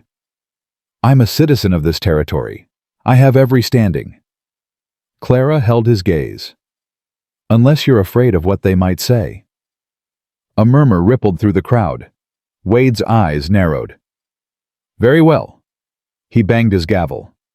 "Let the record show that the court is allowing unofficial testimony against my better judgment." "Your better judgment?" Eliza's voice cut through the room. "Is that what you call it when you stole my brother's land? When you told him his taxes were overdue and seized his property before he could prove otherwise?" "Mrs. Crowfeather, I must insist. You insisted my brother sign over his deed. You insisted he had no legal recourse. You insisted, and he believed you, and 6 months later, he was dead." Eliza's voice broke. "He died believing he'd failed his family, but he didn't fail. You stole everything from him." More voices joined in. "You took my father's mining claim. You foreclosed on my mother's house while she was sick in bed. You threatened to have my children taken away if I didn't sell." The courtroom erupted. Story after story poured out, years of corruption and abuse finally given voice. Wade banged his gavel again and again, but no one was listening anymore. "Order," he shouted. "I will have order in this court. You'll have justice." Sam's voice cut through the chaos. "That's what you'll have." He pulled out the documents Clara had found. The original survey, the filing receipt, the proof that Wade's entire case was built on lies. "These papers prove my water rights claim is valid. Dated March 15, 1868. Signed and witnessed. Filed with the territorial office before anyone else." Sam laid them on the judge's bench. "Your case doesn't exist, Wade. It never did." Wade's face went white. That's not possible." "It's not only possible, it's fact." Clara stepped beside Sam. "And we've sent copies to the territorial governor in Helena, along with sworn statements from everyone in this room about your activities over the past 15 years. You can't—" "We already did." Martha Chen rose from her seat. "Messenger left before dawn. By now the governor knows everything. Your crimes, your thefts, your threats." She smiled grimly. "Your career is over, Cornelius.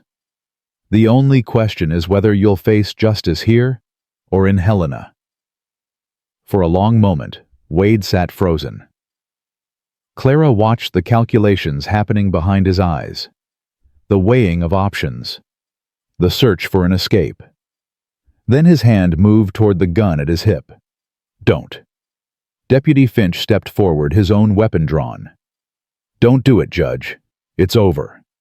You work for me, Finch. I work for the law." Finch's voice was steady. "And you ain't it. Not anymore." Wade's hand hovered over his gun. The whole courtroom held its breath. Then slowly, he let his hand drop. "This isn't finished," he said. You think you've won something here? I have friends. Powerful friends. They'll what? Clara cut him off. Help you protect you. The way you protected all those people you stole from. She shook her head.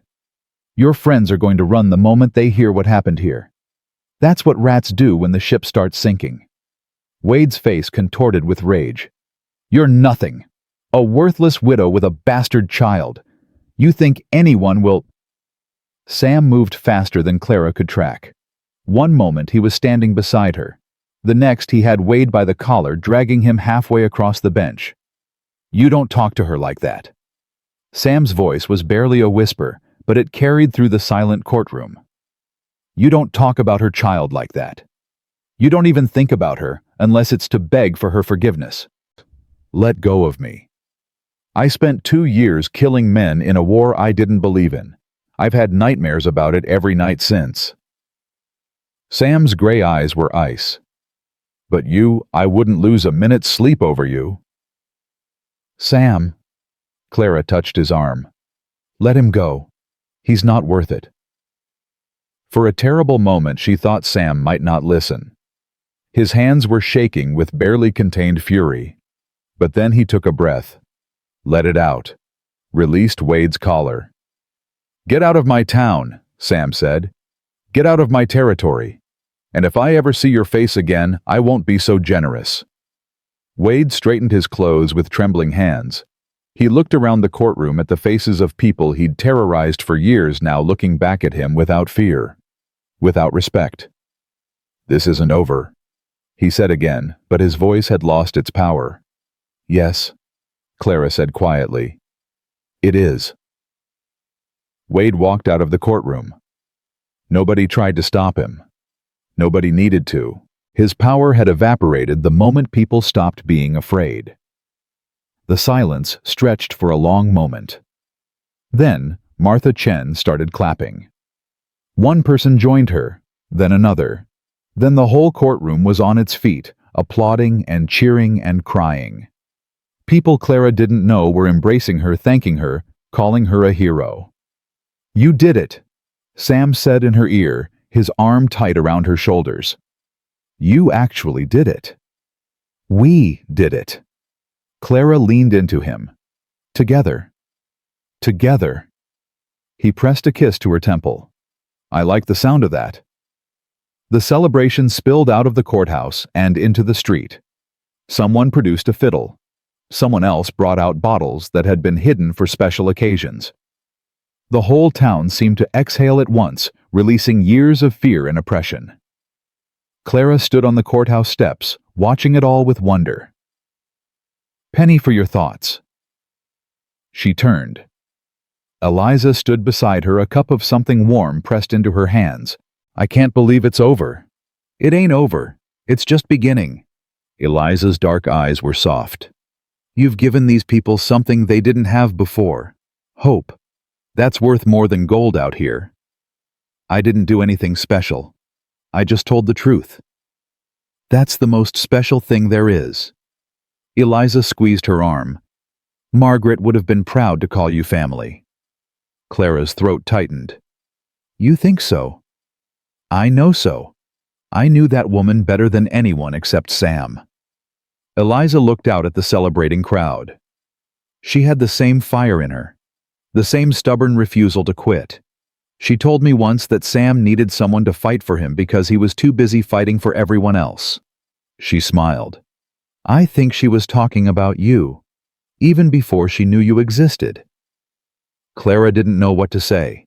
She was saved from answering by Sam appearing at her side. There you are. He took her hand. Martha's asking when we want to have the wedding. She says the whole town wants to come. The whole town. Apparently we're heroes now. Sam's mouth quirked. Funny how that works. Clara laughed. It felt strange in her throat. She hadn't laughed like that in so long. Pure and bright and full of joy. Tell her Saturday, she said. If Reverend Miller's available? I already asked. He's performing the ceremony himself. Sam pulled her close. Said it would be an honor. Clara looked up at him. At this man who'd saved her life and given her a home and stood beside her through the worst fight of her life. At his gray eyes soft now, instead of hard. At the smile lines appearing around his mouth for the first time since she'd known him. "I love you," she said. "I love you too." He kissed her right there on the courthouse steps in front of God and everyone. "Now let's go home." The ride back to the ranch felt different. The sun was setting, painting the sky in shades of orange and gold. The same road they'd traveled that morning in fear was now peaceful, beautiful even. Clara leaned against Sam's shoulder, exhausted but content. "Think Wade will actually leave?" she asked. "He'll have to. Governor's not going to ignore those testimonies." Sam's arm tightened around her. "Besides, he's got nothing left here. No power, no respect, no one willing to do his dirty work. What about his hired guns? They'll scatter. Men like that follow money, and Wade's money just dried up." Sam kissed the top of her head. "We're safe, Clara. Really safe." Safe. The word felt foreign. She'd forgotten what it meant to feel safe. What happens now? "Now we go home. We get our daughter. We sleep in our own bed." Sam's voice dropped. "And on Saturday, I make you my wife in front of everyone who tried to tear us apart." Our daughter. Our bed. My wife. Clara felt tears prickling behind her eyes. "That sounds perfect." "It ain't perfect, but it's ours." Sam pulled the wagon to a stop at the crest of a hill. Below them, the ranch spread out in the fading light, the house with smoke curling from the chimney, the barn, the outbuildings, the land that had been in dispute just hours ago. "Everything you see there, it's yours now too. The water rights, the timber, the cattle, all of it." Clara stared at him. "Sam, I don't need—" "I know you don't need it. But I want you to have it. Want you to know that whatever happens to me, you and Lily will always have a home." He took her hands. "Margaret never got that security.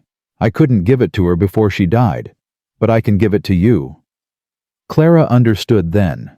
This wasn't just about land or money. This was about redemption. About a man who'd failed to save his first family, determined not to fail the second.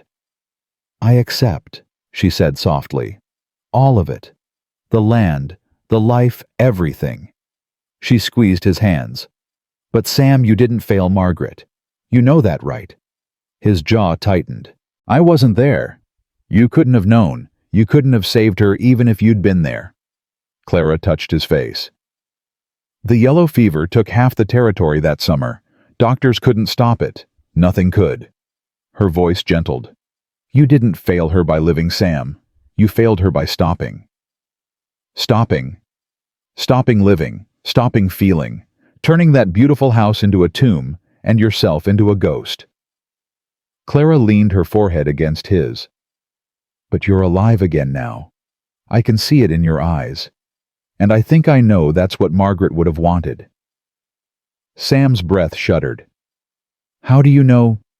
"Because it's what I would want. If I died and Thomas was still here," Clara's voice caught, "I'd want him to be happy. I'd want him to find someone else to love. Not to replace me, but to keep him company until we could be together again." "You believe that? That we'll see them again?" "I have to. Otherwise, what's the point of any of this?" Clara pulled back to look at him. "We loved them. They loved us. That doesn't end just because their bodies stopped working. It goes on forever. And when our time comes, we'll see them again. And we'll have so much to tell them." Sam's eyes were wet. He didn't try to hide it. "How'd you get so wise?" he asked, his voice rough. "I'm not wise. I'm just stubborn." Clara smiled through her own tears. "Now take me home, Mr. Thornton. Our daughter's waiting." Martha was on the porch when they arrived, Lily in her arms. "Heard it went well," she said, as Sam helped Clara down from the wagon. "Couldn't have done it without you." Clara took Lily, holding her daughter close and breathing in her sweet scent. "Thank you. For everything. Thank me by being happy." Martha looked between them, a rare softness in her expression. Both of you. This territory could use more happy endings. We're working on it. Sam put his arm around Clara. Starting Saturday. I know. Whole town's talking about nothing else. Martha mounted her horse. I'll see you both at the church. Wear something nice, Sam. That old suit of yours has seen better days. She rode off, leaving them alone in the gathering darkness. Clara looked at Sam. Sam looked at Clara. Lily babbled happily between them. Welcome home, Sam said softly. Home. Clara smiled, the word no longer foreign. I like the sound of that. They walked inside together, Lily between them. The fire was burning low in the grate, but the house felt warm, alive, full of possibility instead of grief. Clara settled Lily in her basket and turned to find Sam watching her. What? Nothing, just... He shook his head. A month ago, I was alone in this house trying to work up the courage to keep breathing. Now I've got a family, a future, something to live for. Funny how life works, Clara said. Funny's one word for it. Sam crossed to her, pulled her into his arms. Miraculous might be better. I don't believe in miracles. Neither did I. He held her close. Then you fell out of the sky and landed at my crossroads. Clara laughed against his chest. I didn't fall out of the sky. I collapsed in the snow. Same thing from where I was sitting. Sam tilted her face up. You're my miracle, Clara Ashford. You and that baby. And I'm going to spend the rest of my life making sure you know it. He kissed her, then slow and sweet and full of promise. Clara kissed him back, her arms around his neck, her heart fuller than it had been in years. When they finally pulled apart, Sam rested his forehead against hers. Saturday can't come fast enough, he murmured. 3 more days. 3 days too many. Clara smiled and kissed him again. Then we'd better make them count. That night, for the first time since she'd arrived at Thornton Creek Ranch, Clara didn't hear Sam pacing in the main room, didn't hear the creak of Margaret's rocking chair as he sat vigil in the dark. Instead, she heard silence. Peace. And when she finally fell asleep, it was with a smile on her face and hope in her heart. Tomorrow would bring its own challenges. There would be preparations to make dresses, to find a community to rebuild. Wade might be gone, but the damage he'd done would take years to repair. But for now, just for now, everything was exactly as it should be. Clara Ashford had found her home, and she was never running again. The 3 days before the wedding passed in a blur of activity. Martha Chen took charge of the preparations like a general commanding troops. She organized the food, the flowers, the decorations. She recruited half the women in Silver Falls to help with cooking and cleaning. She even produced a wedding dress from somewhere white lace, with pearl buttons, slightly yellowed with age, but beautiful nonetheless. It was mine, she told Clara when she delivered it. 40 years ago. Figured it deserved another chance at happiness. Clara held the dress against her body, feeling the weight of history in the fabric. Martha, I can't. You can and you will. Martha's voice was gruff, but her eyes were soft. Consider it a gift, from one stubborn woman to another. The night before the wedding, Clara stood in front of the mirror in Margaret's old sewing room, her room now, and tried on the dress for the final time. It fit perfectly, as if it had been made for her. She turned slowly, watching the lace catch the lamplight. You look beautiful. She turned. Sam stood in the doorway, his eyes wide. You're not supposed to see me before the wedding. It's bad luck. I think we've had enough bad luck for one lifetime. Sam crossed the room slowly, his gaze never leaving her. Clara, I don't have words. Then don't use them. She kissed him, and for a long moment, nothing else existed. Just the two of them, standing in a room that had once belonged to another woman, preparing to start a new chapter together. I keep thinking about Margaret, Clara admitted when they finally pulled apart. About whether she'd approve. She'd approve. Sam's voice was certain. She'd probably tell me I took too long. How do you know? Because I know her. Sam touched Clara's face. She wasn't the jealous type. Never was. When she loved someone, she wanted them happy, even if that happiness came from somewhere else. He paused. She told me once near the end that she didn't want me to be alone. Made me promise I'd find someone else to love. And did you promise? I did. But I didn't believe I'd ever keep it. Sam's eyes were wet. Then I found you at that crossroads, half frozen and still fighting. And I just knew she'd sent you to me. Clara felt tears sliding down her cheeks. I think Thomas did the same thing. Sent me here. Made sure I didn't give up. Then they're both watching tomorrow, making sure we get it right. Sam kissed her forehead. Get some sleep, Clara. Tomorrow's gonna be a long day. The best kind of long day. Yeah. He smiled. The best kind. Morning came bright and clear, the sun burning off the winter clouds and flooding the world with golden light. Clara woke to find Lily already babbling in her basket, reaching chubby hands toward the window. Today's the day, little one. Clara lifted her daughter, pressing kisses to her soft cheeks. Today, you get a real family. Martha arrived within the hour, followed by Eliza and half a dozen other women Clara had come to know over the past weeks. They descended on her like a flock of determined birds, fussing with her hair and adjusting her dress and offering advice she didn't ask for, but somehow needed. Don't cry during the vows, one woman warned. Your face'll get all blotchy. Cry if you need to, another countered. Men like it when we cry. Makes them feel important. Don't listen to either of them, Eliza said, brushing Clara's hair with long, even strokes. Just be yourself. That's what Sam fell in love with. Clara met Eliza's eyes in the mirror. I'm nervous. Good. Means you care. Eliza set down the brush. I was nervous when I married my husband, 42 years ago now. He's been gone 10 years, but I still remember how my hands shook when I said the vows. Does it get easier, the missing? No. Eliza's voice was gentle. But it gets different. The missing becomes part of you, like a scar you've learned to live with. And eventually, you find there's room for new love alongside the old. She squeezed Clara's shoulders. You're not betraying Thomas by loving Sam. You're honoring him, showing him that what he gave you the ability to love didn't die when he did. Clara nodded, blinking back tears.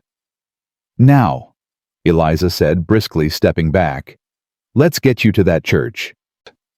The ride to Silver Falls felt different than it had before. The last time Clara had made this journey, she'd been bracing for a fight. Armed with documents and witnesses and desperate courage.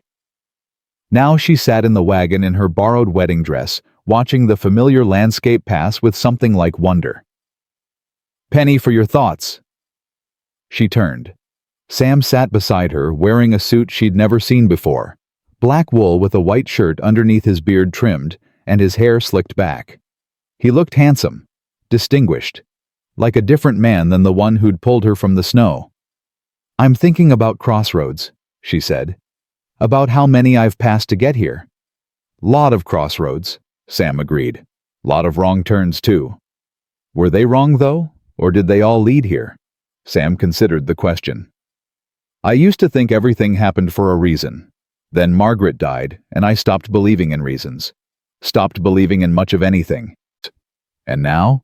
Now I think maybe it doesn't matter. Whether there's a reason or not, we're here. We found each other. We're getting married. He took her hand. That's enough for me. It's enough for me, too. They rode the rest of the way in comfortable silence, hands intertwined. The church was packed. Clara stopped in the doorway, overwhelmed by the crowd. Every pew was full. People were standing along the walls, craning their necks for a glimpse of the bride. She recognized faces from the courthouse, the farmers and miners and shopkeepers who'd stood up against Wade. But there were others, too. Strangers she'd never met. People who'd heard the story and come to witness the ending. You ready? Sam asked. No. Clara took a breath. Yes, both. That's my girl. They walked down the aisle together, Lily in Clara's arms. It wasn't traditional the bride was supposed to be given away, walked down by a father or brother or uncle. But Clara had none of those. She had only herself, her daughter, and the man she loved. That was more than enough. Reverend Miller stood at the altar, his Bible open, his face solemn but kind. He'd been part of the crowd at the courthouse, one of the quiet ones who'd watched but not spoken. After he'd sought Clara out to apologize. "I should have stood up sooner," he'd said. "Should have used my position to fight Wade years ago. I was a coward." "You're here now," Clara had replied. "That's what matters." Now he looked at them both with something like pride. "Dearly beloved," he began, his voice carrying through the crowded church, "we are gathered here today to witness the joining of two hearts that have already found each other." Clara barely heard the traditional words. She was too focused on Sam's face. On the way, he looked at her like she was the only person in the room, like she was the answer to a prayer he'd stopped believing in. "Do you, Samuel James Thornton, take this woman to be your lawfully wedded wife, to have and to hold from this day forward for better or for worse, for richer or for poorer, in sickness and in health, until death do you part?" "I do." Sam's voice was steady, strong. "I do, and I'll keep doing it every day for the rest of my life." A ripple of soft laughter passed through the crowd. Reverend Miller smiled. "And do you, Clara Elizabeth Ashford, take this man to be your lawfully wedded husband, to have and to hold from this day forward for better or for worse, for richer or for poorer, in sickness and in health, until death do you part?" Clara looked at Sam. At this man who'd saved her life, given her a home, stood beside her through the worst fight of her existence. At his gray eyes, soft now with love. At his scarred face, beautiful in its imperfection. "I do," she said. "Forever and always I do." "Then by the power vested in me by God and the territory of Colorado, I pronounce you husband and wife." Reverend Miller's smile widened. "Sam, you may kiss your bride." Sam pulled her close, mindful of Lily between them, and kissed her. The church erupted in cheers and applause. Someone started crying. Clara thought, though the older woman would deny it later. When they finally broke apart, Sam pressed his forehead to hers. "Hello, Mrs. Thornton." Clara laughed, the sound bright and free. "Hello, Mr. Thornton." "We did it. We did it." She kissed him again, quick and joyful. "Now what?" "Now we live," Sam said simply. "Together." The celebration lasted well into the evening. Tables had been set up outside the church, loaded with food that the whole town had contributed. Fiddles played, and children ran between the adults' legs, and people who'd been strangers a month ago toasted Clara and Sam like they were old friends. "I've never seen anything like this," Clara told Martha, gesturing at the crowd. "Silver Falls hasn't had much to celebrate lately. Wade kept everyone scared, suspicious. Now he's gone and people are remembering what community means." Martha poured herself another drink. "You gave them that, Clara. You and Sam. We didn't do anything special. You stood up." Martha's voice was firm. "When everyone else was too scared, you stood up. That's the most special thing there is." Clara felt tears prickling behind her eyes. "Martha, don't you start crying on me. I've already ruined one handkerchief today." But Martha's own eyes were suspiciously bright. "Just promise me you'll be happy, both of you. You've earned it." "I promise." As the evening wore on, and the celebration showed no signs of stopping, Sam found Clara standing at the edge of the crowd, watching the dancers with a small smile. "You look tired," he said, slipping his arm around her waist. "Good tired, happy tired. Happy." She leaned into him. "Is this what normal feels like? Because I'd forgotten." "I don't know if anything about us is normal." Sam kissed her temple. "But I like it anyway." "Me too." They stood there for a moment, watching their community celebrate around them. Then Sam spoke again. "There's one more thing I want to do tonight, if you're willing." Clara looked up at him. "What thing?" "The adoption papers. For Lily." Sam's voice was careful, hopeful. "Judge Miller agreed to witness them before we left town. Make it official." Clara's breath caught. "You still want to?" "I've never wanted anything more." Sam turned her to face him. "That little girl deserves a father. A real one, not just someone who provides for her. I want to be that for her, Clara. I want to teach her to ride and to read and to stand up for herself. I want to be there when she takes her first steps and says her first words and falls in love for the first time." His voice cracked. "I lost my son. I'll never stop grieving for Daniel. But Lily feels like a second chance. A way to be the father I should have been." Clara was crying now. She couldn't help it. "Yes," she whispered. "Yes, Sam. Yes."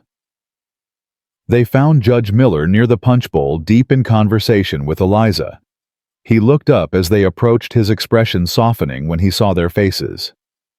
"Ready?" he asked. "Ready." Sam confirmed. The paperwork was simple. A few signatures, a few witnesses, a few words spoken in the quiet corner of the celebration.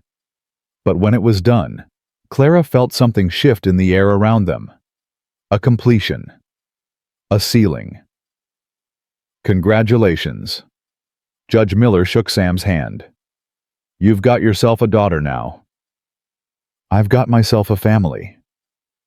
Sam looked at Clara, then at Lily sleeping peacefully in her mother's arms. A whole complete family. They rode home in the moonlight, the wagon creaking beneath them, the night air cold but clean.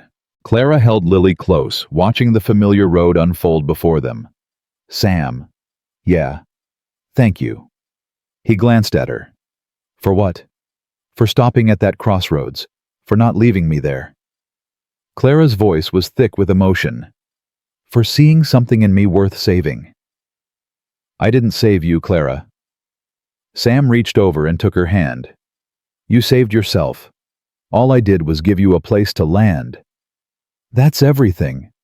That's love." He squeezed her fingers. "That's what love does. Gives people a place to land." They rode the rest of the way in silence, but it wasn't the silence of strangers or even the comfortable silence of friends. It was the silence of two people who had said everything that needed saying and were content to simply be.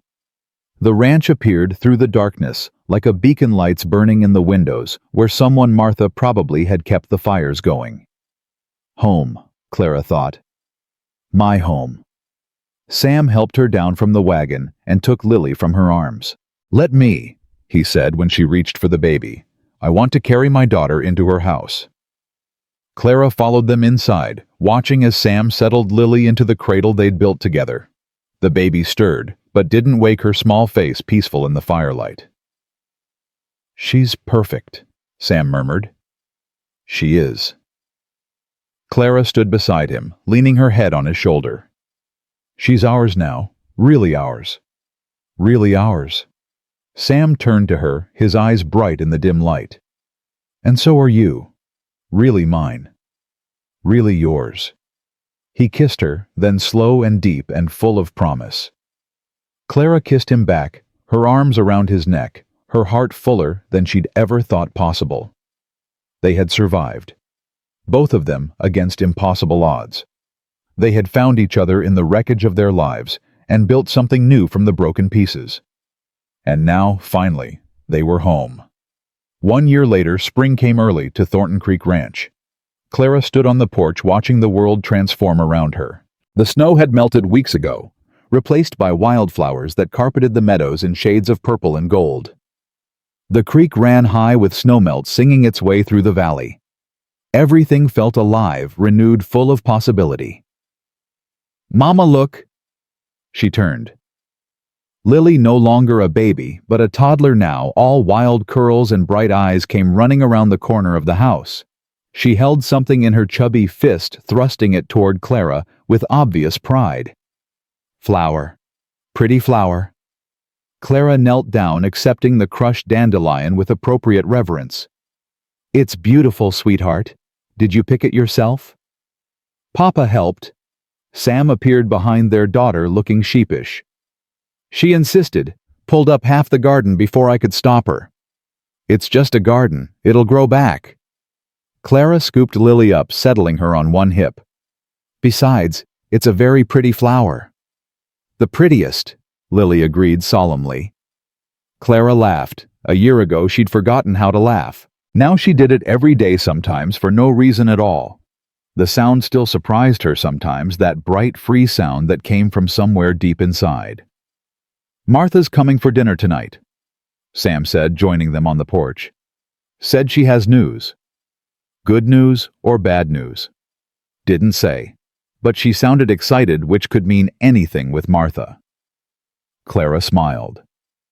Martha Chen had become family over the past year, dropping by regularly with supplies and gossip and unsolicited advice. She'd helped Clara plant the vegetable garden, taught her to preserve food for winter, and served as unofficial grandmother to Lily. Everyone in Silver Falls knew that to cross Clara Thornton was to cross Martha Chen, and nobody was foolish enough to do that. Maybe she finally convinced Mr. Henderson to propose, Clara suggested. Henderson's been sweet on her for 20 years. If he hasn't proposed by now. Never say never. Clara leaned into Sam's side, feeling his arm come around her automatically. Stranger things have happened. Yeah. Sam's voice was soft. They have. They stood there in comfortable silence, watching Lily toddle off to investigate a butterfly. The world stretched out before them, the ranch, the valley, the mountains in the distance. All of it theirs, all of it home. I've been thinking, Sam said after a while. Dangerous activity. He smiled, but his eyes were serious. About the north pasture, the one that overlooks the creek. What about it? It's good land, flat, well watered. I was thinking we might build something there. Clara's heart skipped. Build what? A house. A second house. Sam turned to face her. For the family. Clara stared at him. Sam, we have a house. We have my house. Margaret's house. He took her hands. I want to build our house. Yours and mine. A place that's just ours from the ground up. No ghosts. No memories that aren't our own. Clara felt tears pricking her eyes. You don't have to. I know I don't have to. I want to. Sam squeezed her hands. Margaret will always be part of this ranch. Part of me. But you deserve something that belongs to just us. To our family. Clara thought about the house behind them. About Margaret's shawl still hanging by the door. Clara hadn't had the heart to move it, and the china plates on the shelf and the rocking chair by the fire. She'd grown to love that house, ghosts and all. But Sam was right. It would never fully be hers. Not the way a new house could be. Okay, she said softly. Okay. Okay. Let's build a house. She smiled through her tears. But I want a big kitchen, and windows everywhere, and a room for Lily that faces the sunrise. Done. Sam pulled her close. Anything else? A porch. A big one, where we can sit and watch our grandchildren play someday. Grandchildren. Sam's voice was rough with emotion. I like the sound of that. So do I. He kissed her there on the porch of his first home, with their daughter playing in the yard and the spring sun warming their faces. Clara kissed him back, her arms around his neck, her heart so full it hurt. A year ago she'd been dying in the snow, lost, alone, convinced that the world had nothing left to offer her but pain. Now she had everything, a home, a family, a future. And she'd never let go of any of it. Martha arrived at sunset, her wagon laden with more food than 3 people could eat in a week. I may have over-prepared, she admitted, handing down baskets to Sam. You always over-prepare. Clara hugged the older woman warmly. It's one of your best qualities. But Martha was smiling. Where's my granddaughter? Inside, terrorizing the cat. Good. Cats need terrorizing. Martha headed for the house with purpose in her stride. Don't wait dinner on my account. I need to see that baby. Clara and Sam exchanged amused glances. She's not even her real grandmother, Sam muttered. She's the grandmother Lily has. That makes her real enough. They ate dinner around the big table, the same table where Clara had first shared a meal with Sam, starving and desperate and too tired to hope. Now she sat there as his wife, their daughter between them, surrounded by warmth and love and the smell of good food. So, Clara said, as they finished dessert, Sam mentioned you had news. Martha set down her fork. I do. 2 pieces, actually. Let's hear them.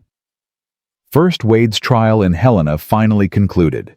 Guilty on 12 counts of fraud, theft, and abuse of office. He'll spend the next 15 years in territorial prison. A weight Clara hadn't realized she was carrying lifted from her shoulders. 15 years? At least. And when he gets out, he'll be 70 years old with nothing to show for his life but enemies. Martha's smile was grim. Justice delayed, but justice nonetheless. And the second piece of news? Martha's expression changed, softened. Eleanor Ashford died. Clara froze. What? 3 weeks ago. Consumption. Her lawyer sent a letter to the territorial office trying to reach you. Martha produced an envelope from her pocket. This was inside. Clara took the envelope with trembling hands. She recognized the handwriting immediately, not Eleanor's sharp, precise script, but something older, softer. That's Thomas's writing, she breathed. The lawyer said Eleanor found it among his effects after he died. She kept it hidden all this time. Martha's voice was gentle. I think you should read it. Clara looked at Sam. He nodded, his eyes full of understanding. She opened the envelope. My dearest Clara, if you're reading this, something has happened to me. I've written this letter as a precaution. The railroad work is dangerous, and I want you to know certain things in case I don't get the chance to say them myself. First, I love you. I've loved you since the moment you walked into that schoolhouse in Boston, all fire and determination and beauty. I knew then that I would marry you, and every day since has confirmed what a lucky man I am. Second, the baby you carry is mine. I know my mother has her doubts. She's always been suspicious of happiness, but don't let her poison your joy. That child is the greatest gift you could give me. If I don't live to see our baby born, know that I died the happiest man in the world, knowing that part of me would live on in you. Third, if I die, don't stop living. Find someone else to love. Build a new life. Don't let grief become a prison. You deserve happiness. Clara, more happiness than I could ever give you. Don't waste your beautiful heart on mourning. I love you. I will always love you. No matter what happens, remember that. Forever yours. Thomas. Clara was crying. She couldn't help it. Couldn't stop the sobs that tore through her body. Couldn't control the shaking of her hands. Sam was beside her, instantly pulling her close, letting her weep against his chest. It's okay, he murmured. It's okay. I've got you. He knew. Clara's voice was broken. He knew about the baby. He loved her before she was even born. He loved you both. Eleanor kept this, all this time. Clara pulled back, wiping her eyes. She could have shown it to me. Could have stopped all those lies, all that cruelty. But she kept it hidden. She was hurting too, Martha said quietly. Grief makes people do terrible things. That doesn't excuse... No, it doesn't. Martha reached across the table and took Clara's hand. But she's gone now. And you have the truth. Maybe that's all that matters. Clara looked down at the letter, at Thomas's familiar handwriting, at the words he'd written for her, never knowing if she'd read them. Find someone else to love. Build a new life. Don't let grief become a prison. She'd done that. Without even knowing it was what he wanted, she'd done exactly what Thomas had asked. "Can I keep this?" she whispered. "It's yours." Martha squeezed her hand. "It was always yours." Later, after Martha had gone and Lily was asleep, Clara sat by the fire with the letter in her lap. Sam sat beside her silent, giving her space to process. "Do you think he knows?" Clara asked finally. "Thomas, do you think he knows I'm happy?" "I think so." Sam took her hand. "I think he and Margaret are somewhere together watching us make fools of ourselves and cheering us on." Clara laughed through her tears. "That's a nice thought." "It's more than a thought. It's what I believe." Sam pulled her closer. "They wanted us to live, Clara, both of them. And we are. We're living the hell out of this life." Language. Lily's asleep. Still. But Clara was smiling now. "Thank you, Sam. For everything. For the past year. For the years to come. Don't thank me. Just keep loving me. Always." She kissed him softly. Forever and always. They sat together in the firelight, watching the flames dance, listening to the quiet sounds of their sleeping daughter. Outside, the spring night was cool and clear, full of stars and promise. Clara thought about Crossroads, about all the paths she'd traveled to get here, the pain and the loss, and the near misses. About the moment when she'd collapsed in the snow, ready to die, and a stranger on horseback had stopped to save her. Not a stranger anymore. Her husband. Her partner. Her home. She pressed her hand against her stomach, feeling the small flutter there. The secret she hadn't told Sam yet. The new life growing inside her, tiny and miraculous and full of possibility. Soon she would tell him. Soon they would celebrate together, would plan and dream and prepare. But for now, she just wanted to sit here. In this moment. In this perfect, hard-won peace. Clara Ashford had been lost once. Broken. Ready to give up. But she'd been found. By a man who'd lost everything himself. By a community that had forgotten how to hope. By a daughter who needed her, and a future that was worth fighting for. She'd been lost, and she'd been found, and now she was exactly where she was meant to be. Home. Not just a place. Not just four walls and a roof. Home was Sam's arms around her, Lily's laughter in the morning, Martha's endless advice, and Eliza's quiet wisdom. The letter in her pocket from a husband who'd loved her enough to let her go. Home was love in all its forms, and Clara Thornton, widow, mother-wife, survivor, had finally found hers. The fire burned low in the grate, the stars wheeled overhead, and somewhere in a heaven that Clara chose to believe in, Thomas Ashford and Margaret Thornton smiled down at the family they'd helped create. "Thank you," Clara whispered to them both, "for leading us home." Outside, the spring wind rustled through the new leaves, carrying with it the scent of wildflowers and fresh beginnings. And in that moment, Clara knew with absolute unshakable certainty that the best was yet to come. Because love, once found, never truly dies. It just changes form, and grows, and leads us home.